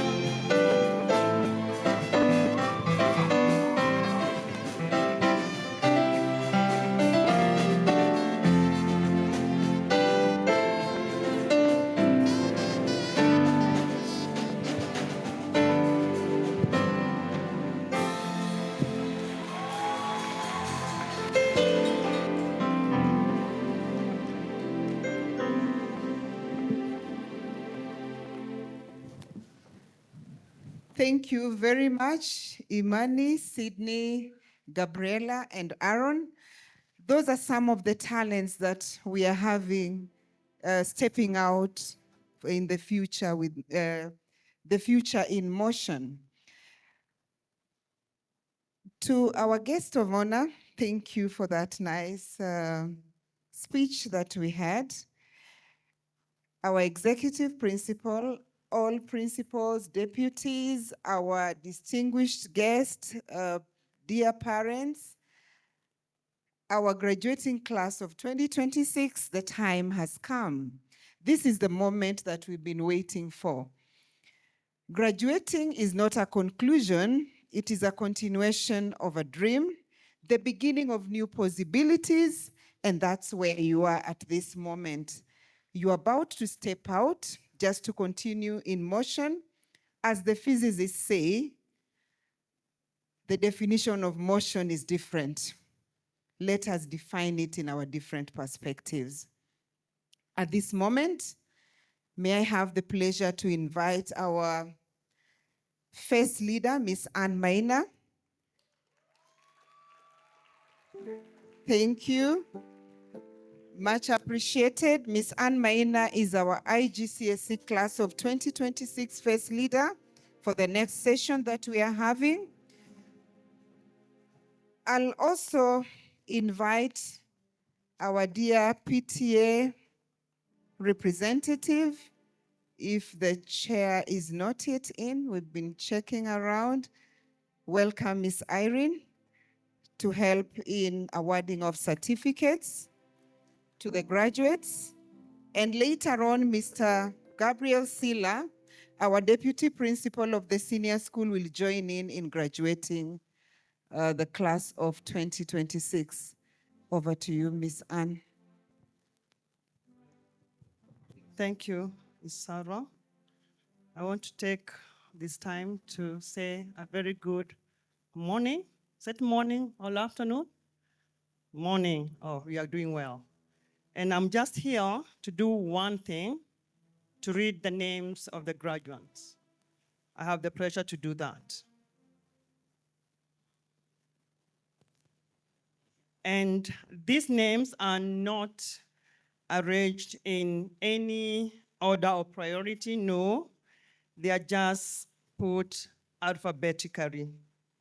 And I'm going to start. The first in the list is Aaron Kyrie Madari.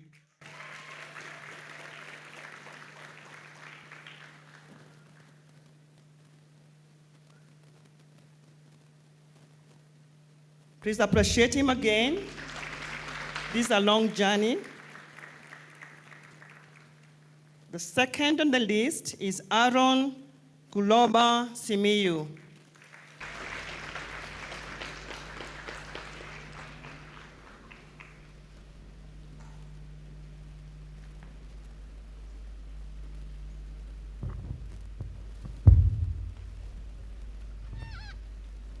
That is Adek Okinyi Lamba.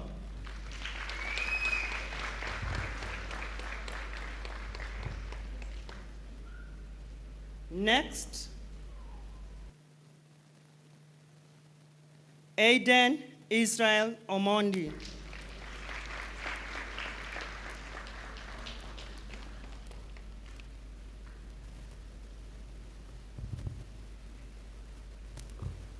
Next, Alan Kihiro Jogona.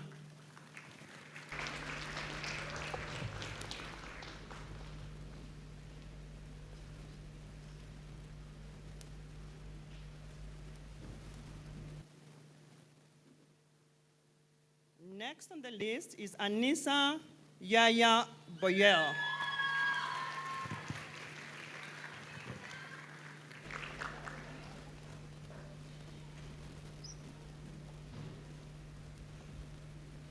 Next is Ashley Sayari Wamboi Ginya.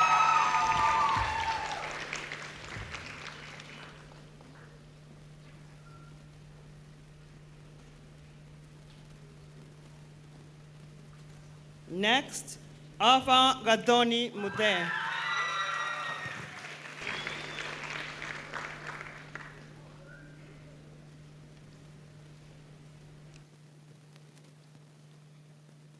Next on the list is Ayana Wairimu Mushoki.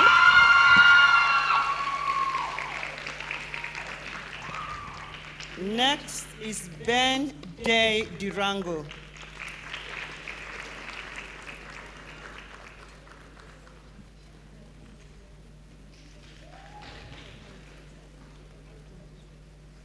Next is Benny Atot Gamdit.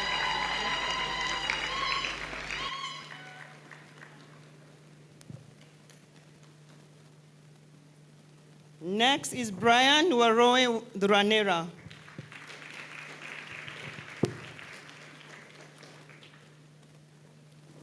The next on the list is Caleb Katimu Nganga.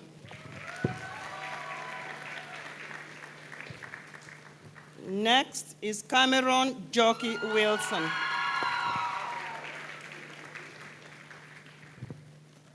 Next on the list is Chloe Kagina Obare.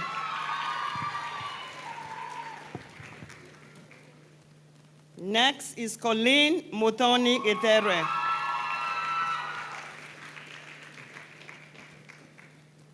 Next is Cyprian Babu Mongathia.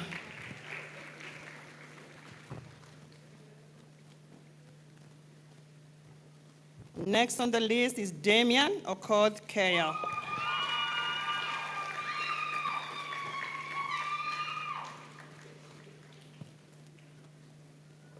The next on the list is Eddie Situma Nyoto.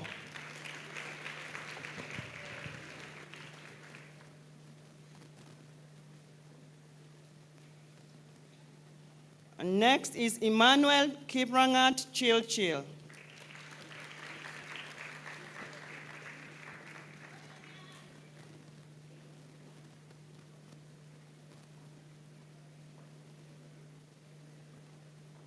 The next is Isaac Mongania Tonang.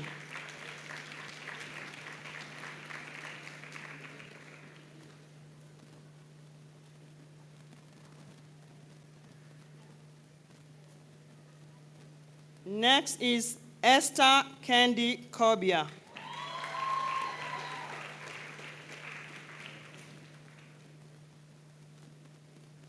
Next on the list is Ethan Wachie Wabomba.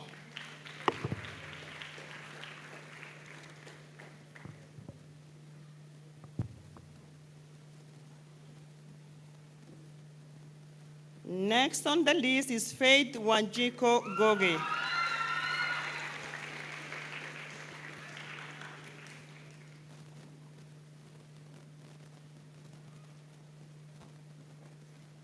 Next on the list is Fabian Motuma Molithi.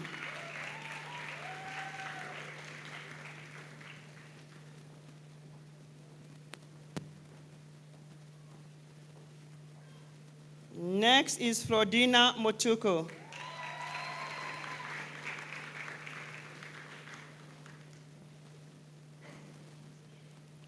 Next is Frank Jaden Joroge Chege.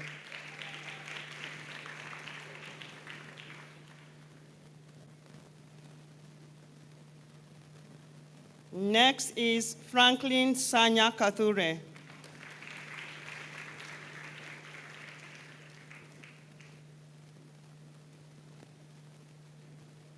Next is Gabriela Wajiro Kiarie.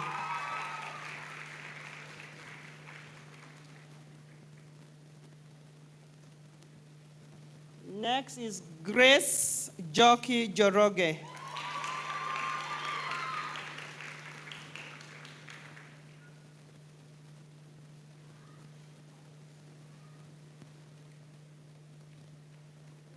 Next is Greatness Baraka Chagomoka.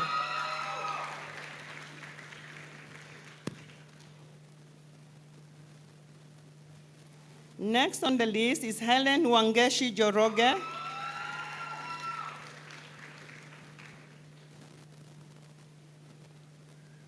Next is Ian Garoya Joroge.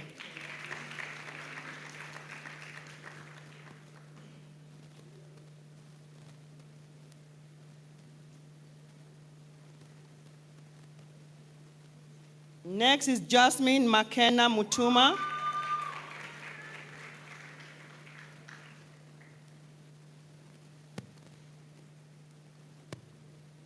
Next is Jason Jogu Mwedia.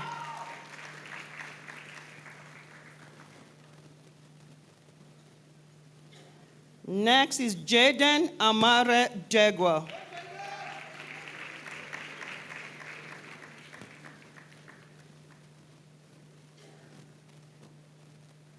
Next is Jeremy Diangui Dongo.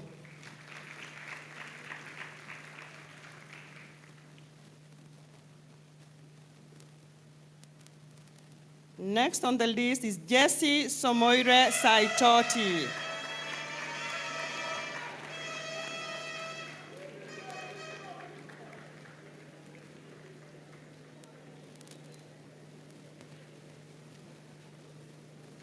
Next is Joshua Moreu Karoki.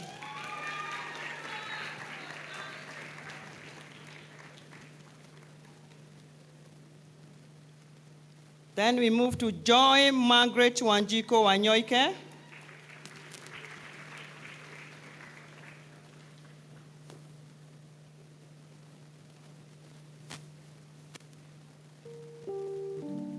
Next is Jude Amoya Mongai.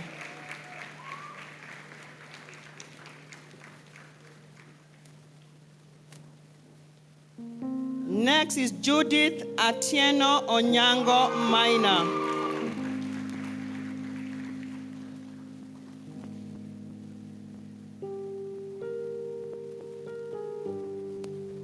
Next on the list is Kagweria Gasheri Kedeji.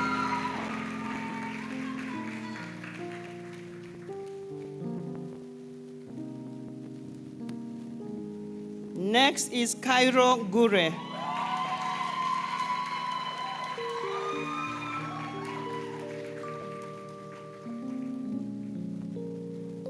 Next on the list is Casey Amchere Kizitos.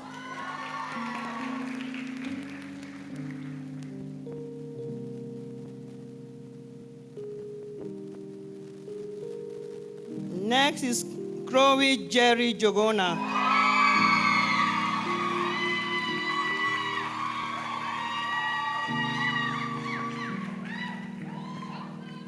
Next on the list is Kian Rajan Shah.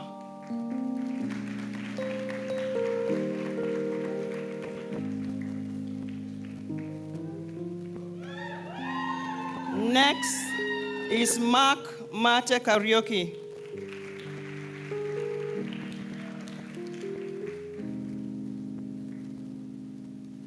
Next is Matthew Edward Mwangi Gojiri.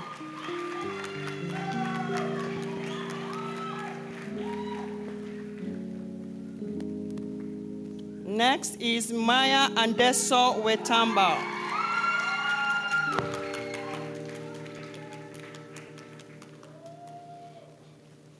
Next on the list is Michael Munene Mukora.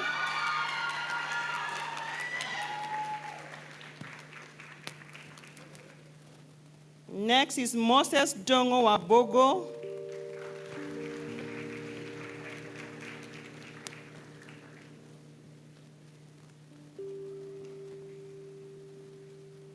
Next is Musa Mutomi Murori.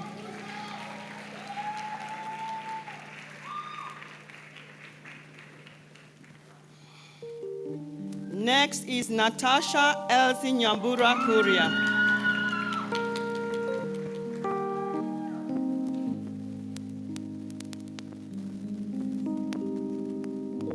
Next is Nicole Nyambura Jogi.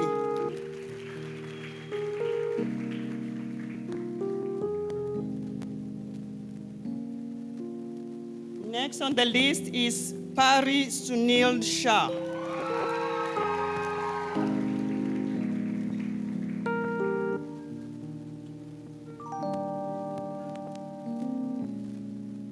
Next is Phoebe Okutoyi Wamboi Wamoto.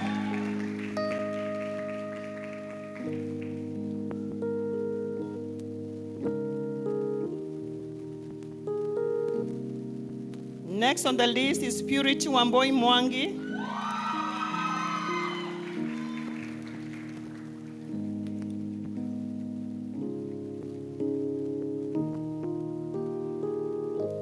Next is Ruel Karaoke Gotho.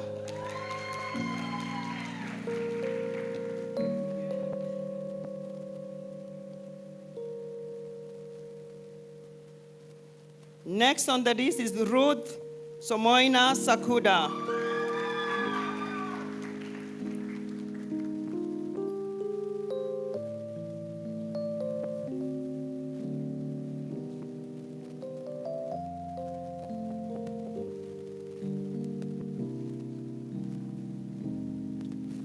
Next is Ryan Bogo Jogona.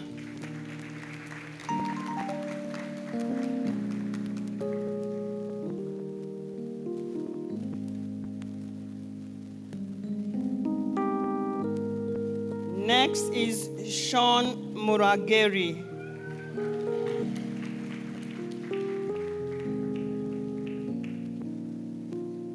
Next on the list is Sidney Mwaura Moiro.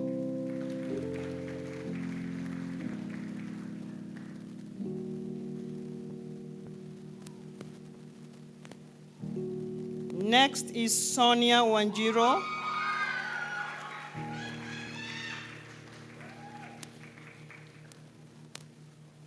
Next on the list is Stacy Mugeni Buni.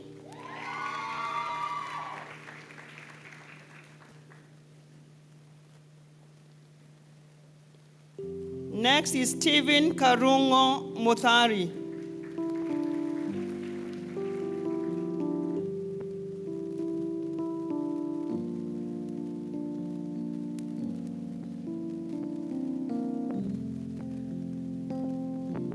Next on the list is Tanya Mwihaki Disho.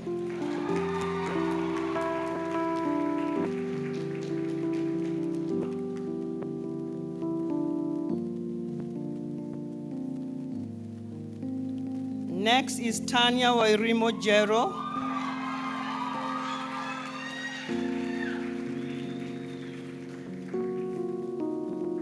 Next is Tall Atot Jogdit.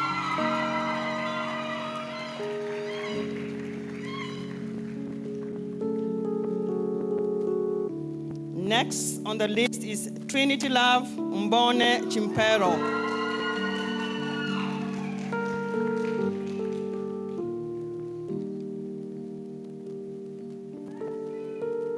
Next is Victor Kenodia Mushiri.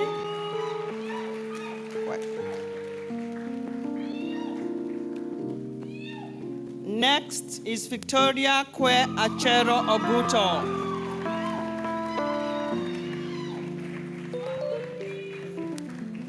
And the last but not the least is Wairemo Getahi.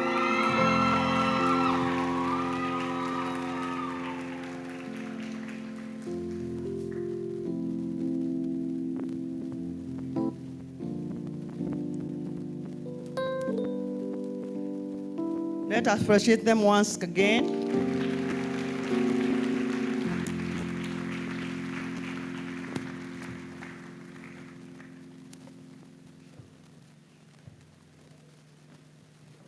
over to Ms. Sarah. Thank you very much, Miss Anne. Kindly let's all appreciate the class of 2026 IGCSE.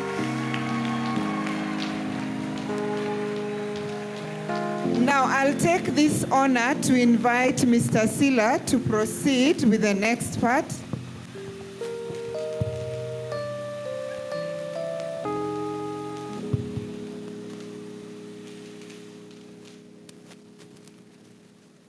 Thank you, Ms. Irene, for awarding the certificates to our IGCSE class 2026. The IGCSE class, are we ready? I've not heard you respond. Are we ready? Are we ready? Hip, hip. Hip, hip. Hip, hip.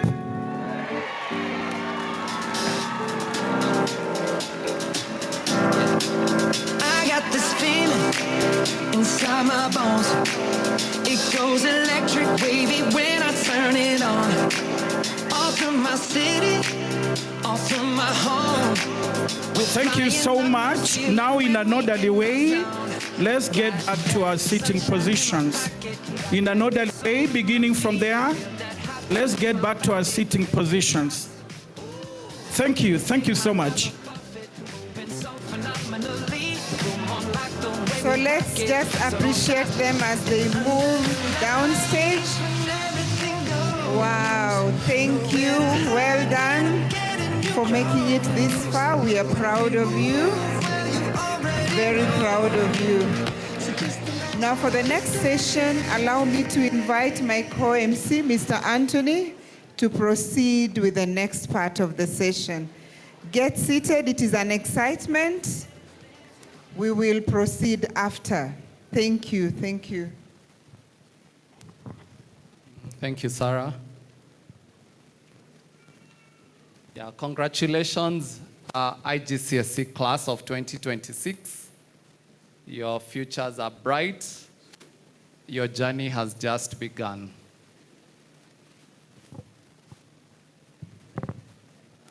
But we hope to see you.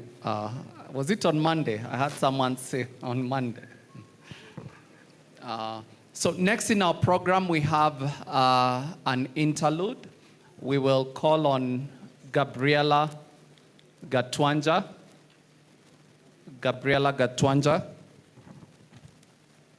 She has a performance from a distance.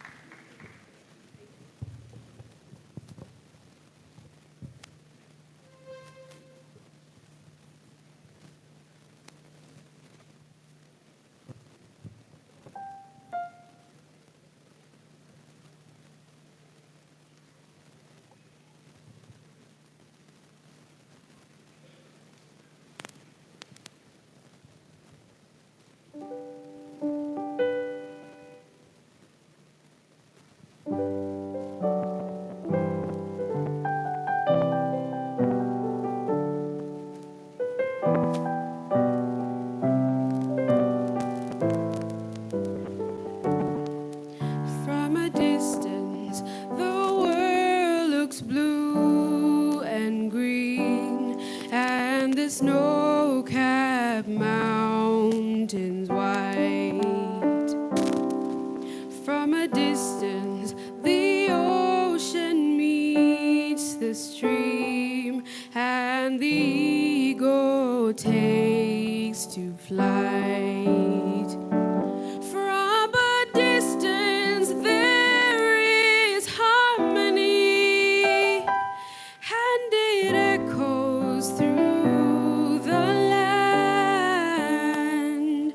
It's the voice of hope, it's the voice of peace, it's the voice of every man.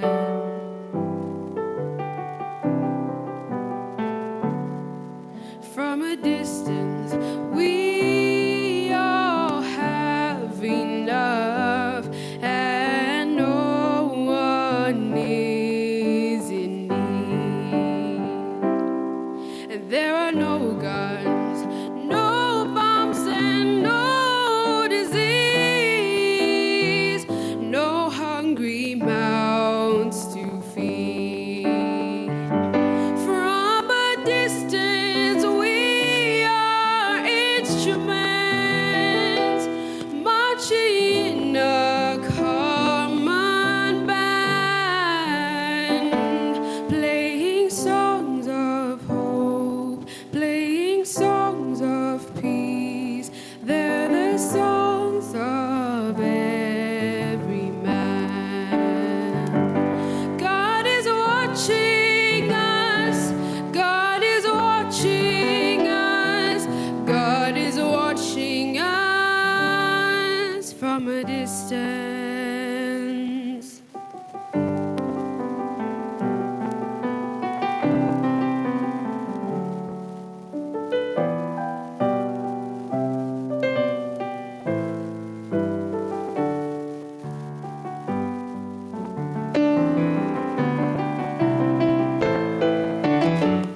From a distance, you look like my friend, even though we are at war.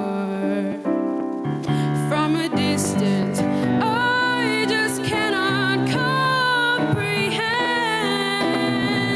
what all this fighting's for. From a distance, there is harmony, and it echoes through the land. It's the hope of hopes, it's the love of loves, it's the heart of every man. It's the hope of hopes, it's the love of loves, it's the song of every man. God is watching us. God is watching us. God is watching us from a distance. God is watching us. God is watching. God is watching us from a distance.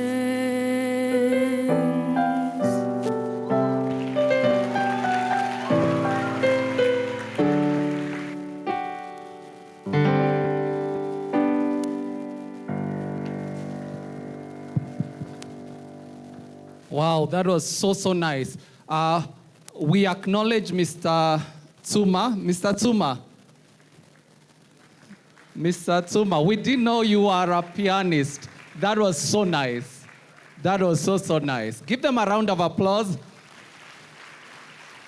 Wow, that was such talent. And quite a refreshing performance from our talented student and teacher. Now, at this moment, we want to honor our A-level graduates. So I will invite Mr. Morris Nzioka, who is coming on behalf of Miss Evangelina. Mr. Morris. So Mr. Morris will call out the names. You can come. Oh, Miss Eva is also coming. Okay, I didn't know. Then joining them for the presentation of certificates, I want to invite our executive principal, Miss Amanda Barkenstock. And much later, to officially graduate the class, I will invite the principal, Mr. William Mwangi, the principal of the senior school. Good morning. Our esteemed invited guests, PTA members, principals, parents, invited guests, and our graduating class of 2026, good morning again. I will take very few minutes here. My voice took a break. It's just coming back. So I've enlisted the help of my fellow FACE leader, Mr. Maurice, to read the names of the graduating class of 2026 A-level. However, before he reads, we just want to acknowledge 2 students in absentia who were not able to join us today, but they have done their job, and so we will appreciate them. Ainea, let me just read her name in full, and then we will acknowledge her in absentia. That is Ainea Ketul Tana. She's already reported in the UK for studies, and so she is not here with us. We acknowledge her. We may clap for Ainea, even though she's not here with us. Then we have Victor Joaquin Munene Micheni.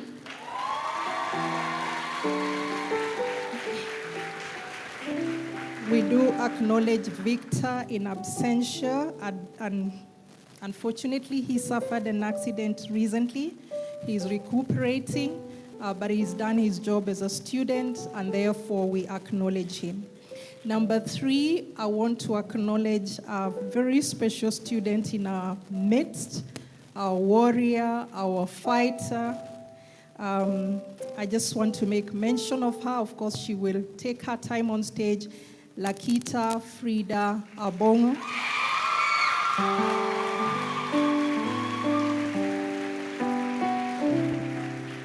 We want to say that Lakita is an inspiration, is a ray of hope, is a tower of strength, and we acknowledge her today. Thank you. Mr. Maurice will assist from here. Thank you. Thank you, Miss Eva. Parents and students, good morning. Yes, it's my privilege on behalf of Miss Eva to have the honor of reading out our A-level class of 2028, our today's graduates. And as I call your name, I would request that you walk. Did I miss it? A-level class of 2026. Oh my God, my apologies. Yes, as I call your names, please, you come majestically, you receive your well-deserved certificates, then you walk and align in front here. And on the list with no any specific order, I start with Ayush Rajin Shah.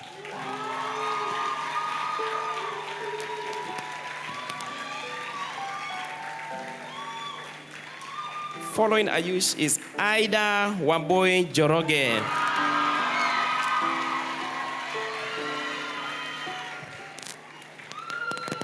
Next, Alex Matthew Joroge.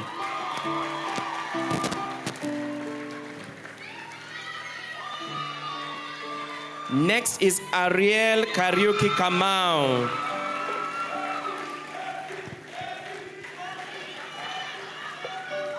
Audrey Wageshi Murigo.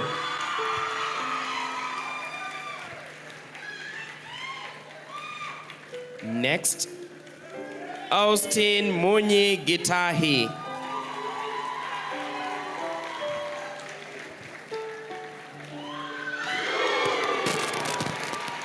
Next is Bala Hashini Pabaraju.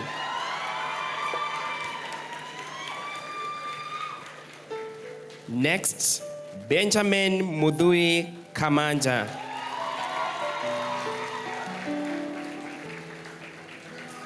Next in the list is Bilal Obama Juma.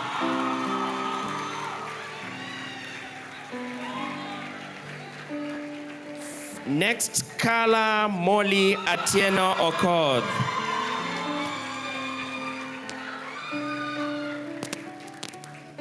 Following next is Shaggy Yen Ronnie Chani.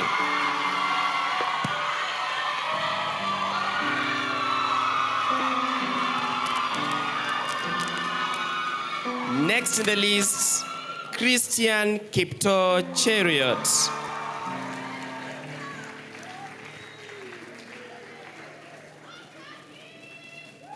Next in the line, Daniel David Sengawa.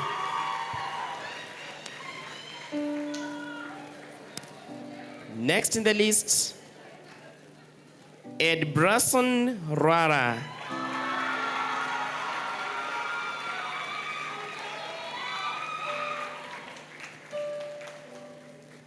Next in the line, Elizabeth Valentine Jerry Mwangi.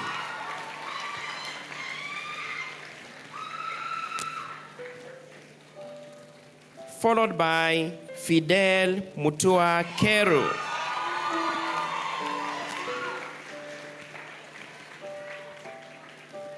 Next is Haley Imani.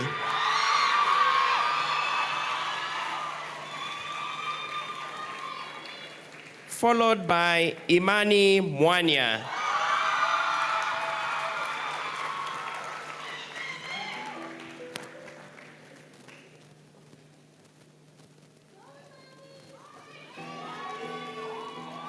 Next in the line is Ivana Nora Jonang Nono.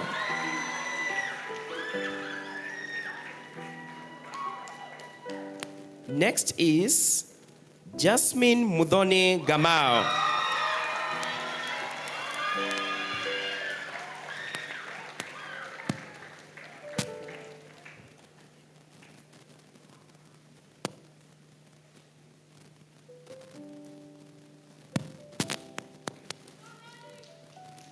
Next in the line, Jomo Muridi Mutuma.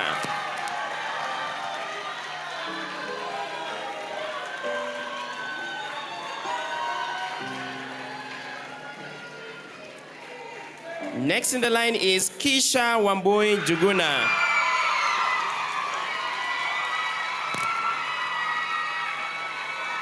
Followed by Kome Wainaina.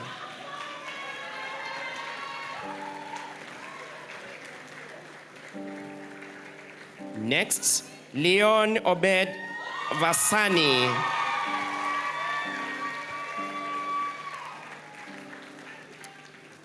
Next is Lisa Makena Murori.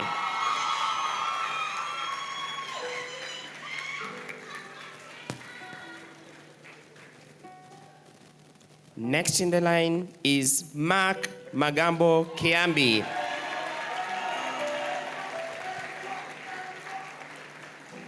Followed by Maya Duko Mwicha.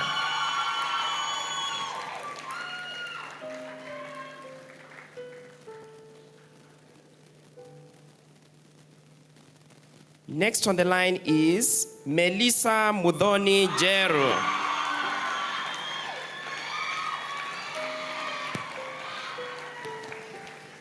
Followed by Misha Mwangi Maina.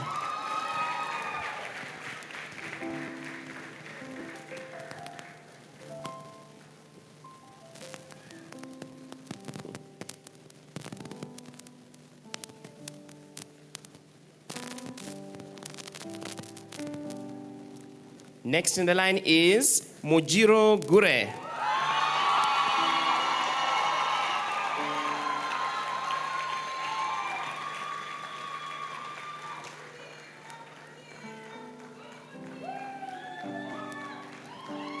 Followed by Natasha Kadikwa Kioko.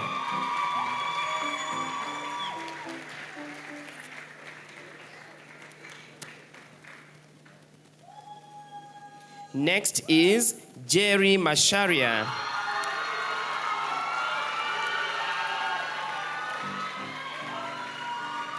Followed by Nolinshasha Nomsa Kumalo.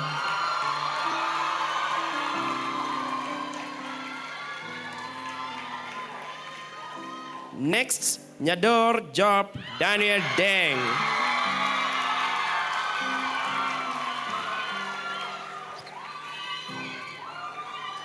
Followed by Olivia Maria Howie Edquist.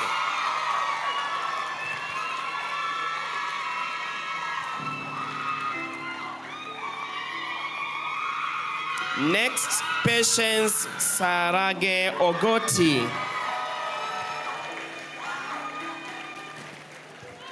followed by Robin Jabali Washira.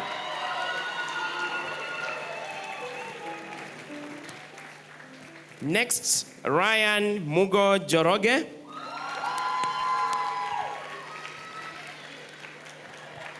Followed by Sean Murimi Masibo.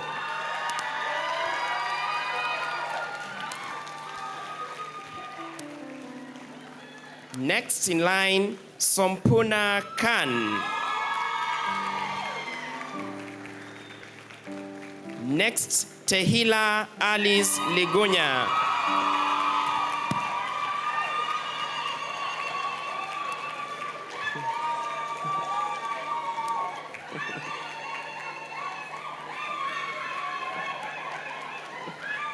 Then we have Zurel Dayspring Kaunda.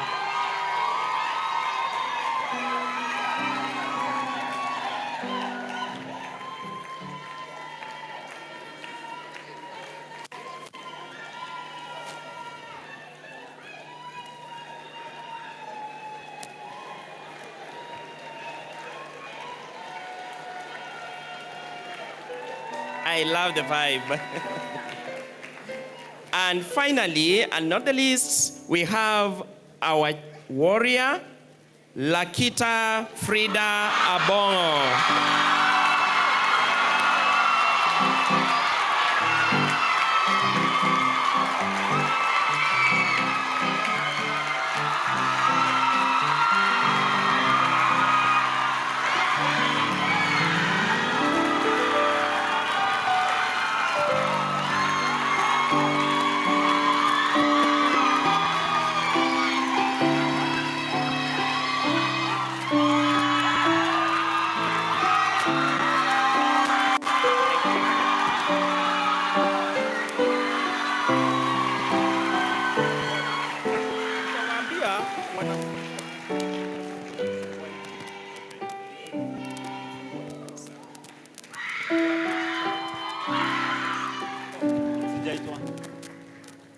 All right, we may have our seats briefly apart from the graduates. Indeed, this is a celebration, and we have seen people of Migori dancing, but I remember they have no cow. Our guest of honor, Winnie Rachel, PTA members, executive principal, and my co-principal, school management, distinguished guests, parents, teachers, staff, and our graduating class of 2026. Thank you for being part of this memorable occasion. The class of 2026, your theme today is a future in motion. And indeed, your future is already moving, as it has been said. Many of you have already secured places in outstanding universities, standing with a lot of offers. And we pray that as the results be announced in mid-August, we shall all be celebrating as they proceed to the next level. It is a journey of continuous growth, learning, and courage. You arrived at Crawford, and I saw you as young girls and boys.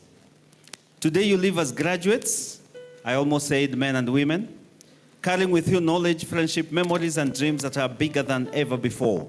Somebody said there are no bells you will not find at university, neither will you be told when to go to class, you find your way to class. As you step into the future, be bold enough to chase your dreams, humble enough to keep learning, and confident enough to create opportunities where none seems to exist.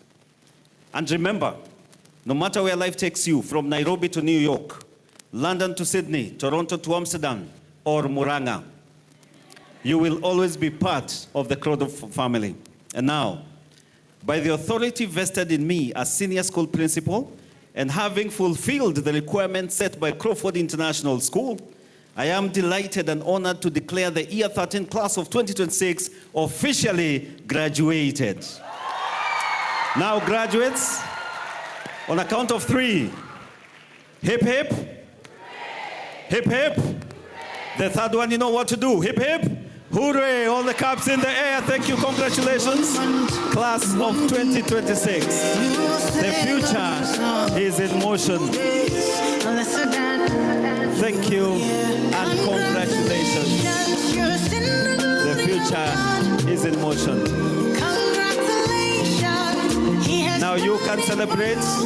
You can hug each other. The ceremony has begun.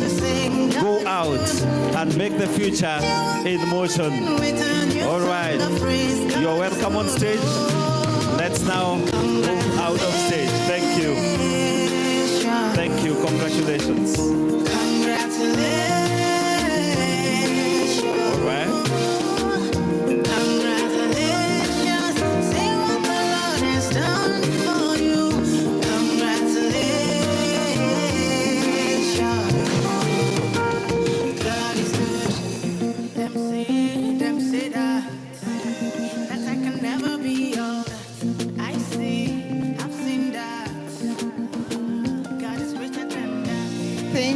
Thank you. I'll miss you so much. And you know why? The A-level class of 2026, step out with courage. That's what we can say, and we hope to see you better in future. The future can be tomorrow. The future can be next year. The future can be in 5 years' time, but plan well. Thank you very much, Mr. William.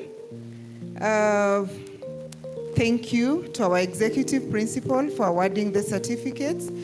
We are now moving to the next session where we need to wind it up with the cutting of the cake, which is a great symbol of unity, a great symbol of celebration, and that's why we have 2 cakes to symbolize and to crown it all. We have a cake this side for year 11 representative, PTA representatives, and we have another cake this side for year 13. We are next going to invite the people who are involved in the cake cutting. Miss Lydia Chepkoskei, if you are around, kindly move forward. I invite Miss Gloria. So Miss Lydia is this side with year 13, and Miss Gloria this side. Next, we'll invite our chief guest, Miss Winnie Rachel, to join us, accompanied by our executive principal. You will join the year 13 group, and the A-level PTA representative, Miss Annie. You'll join year 13. For year 11, this side, we'll have Miss Irene. We need the representatives for the 2 classes for year 13 and for the 3 classes in year 11. Anyone who is present. I also take the honor to invite our principals, Miss Sonia and Miss Joyce as well. You can join in. Thank you. Now, as they walk to their positions, as they get ready for the cutting of the cake,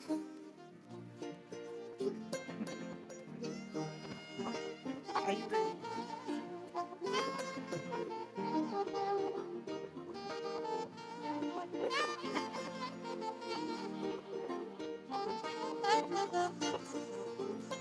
Now, the sweetness is about to be felt for those who have a sweet tooth, like myself. And I hope we'll be remembered in the cutting of the cake. So we'll do it simultaneously at the count of 3, 2, 1. And we'll appreciate them as they cut. Let's clap our hands. Thank you very much. Thank you. Wow.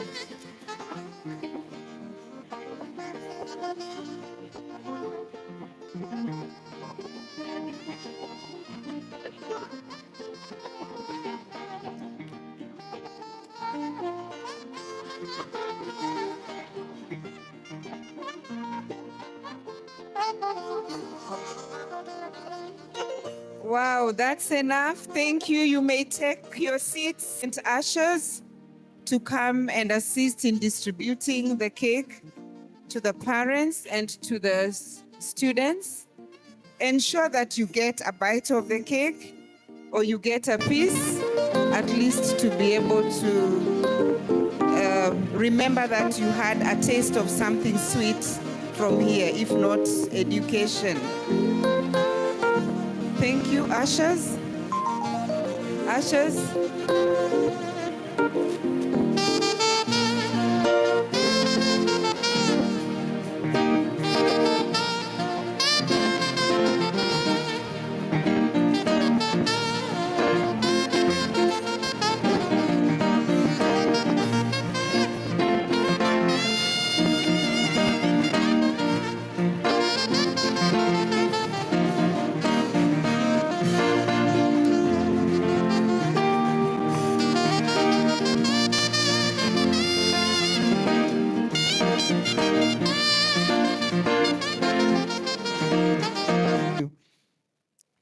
Now, the next part is we would like to, ladies and gentlemen, thank you very much for accepting to partake of the piece of cake or appreciating the hands that made it and keeping us together once more.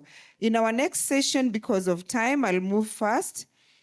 I would like to appreciate our guest of honor, Miss Winnie Rachel, for the words of wisdom and encouragement that she did, and she reminded us of a county that has a school where there are no cows. And with that, it just shows how humble a background someone may be coming from. And we are also humbly appreciating your presence here by just giving you a small token of appreciation. Kindly come on stage. Accept it because we have no cows. Thank you. Let's appreciate her as she comes in front. We'll give that opportunity to a year 13 class representative, Nomsa, to do that on our behalf. Thank you very much. Feel most welcome. Welcome next time. Let's appreciate her.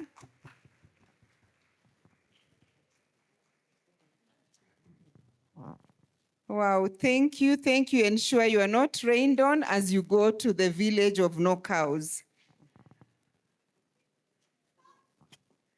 Good. As we are coming to the end of this big celebration, I'm so glad that I would have wished that we continued, but since time is of essence, we are coming to a close.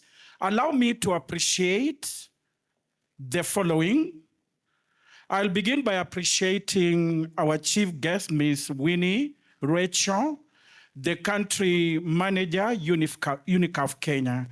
We are so grateful that you accepted our invite. We are looking forward to inviting you again. Mr. Anthony will be visiting your village. I'll buy a calf, and because life is in motion, it will become a cow with time. Thank you so much. The PTA representatives, we are so grateful. And especially for our year 13 PTA representatives, we actually feel like recycling you back to year 7, and then don't leave us alone. I'm sure we still have to work with you. So we greatly appreciate you. Ms. Amanda, our executive principal, who has been guiding us in everything we are doing in Crawford International School, feel appreciated. All our principals at the different sections again, we will not talk about year 13s if we did not talk about the small kids you saw on stage. So we greatly appreciate you. The faculty across all the way from prep, the middle school and also senior school, face leadership and the subject tutors, we also appreciate you. the graduating class 2026, we greatly appreciate you. Year 11 and year 13. Can I hear a shout? With those few remarks, I would say that the announcements, we've come to the end of the announcements, and we are going to exit in a very, very organized way.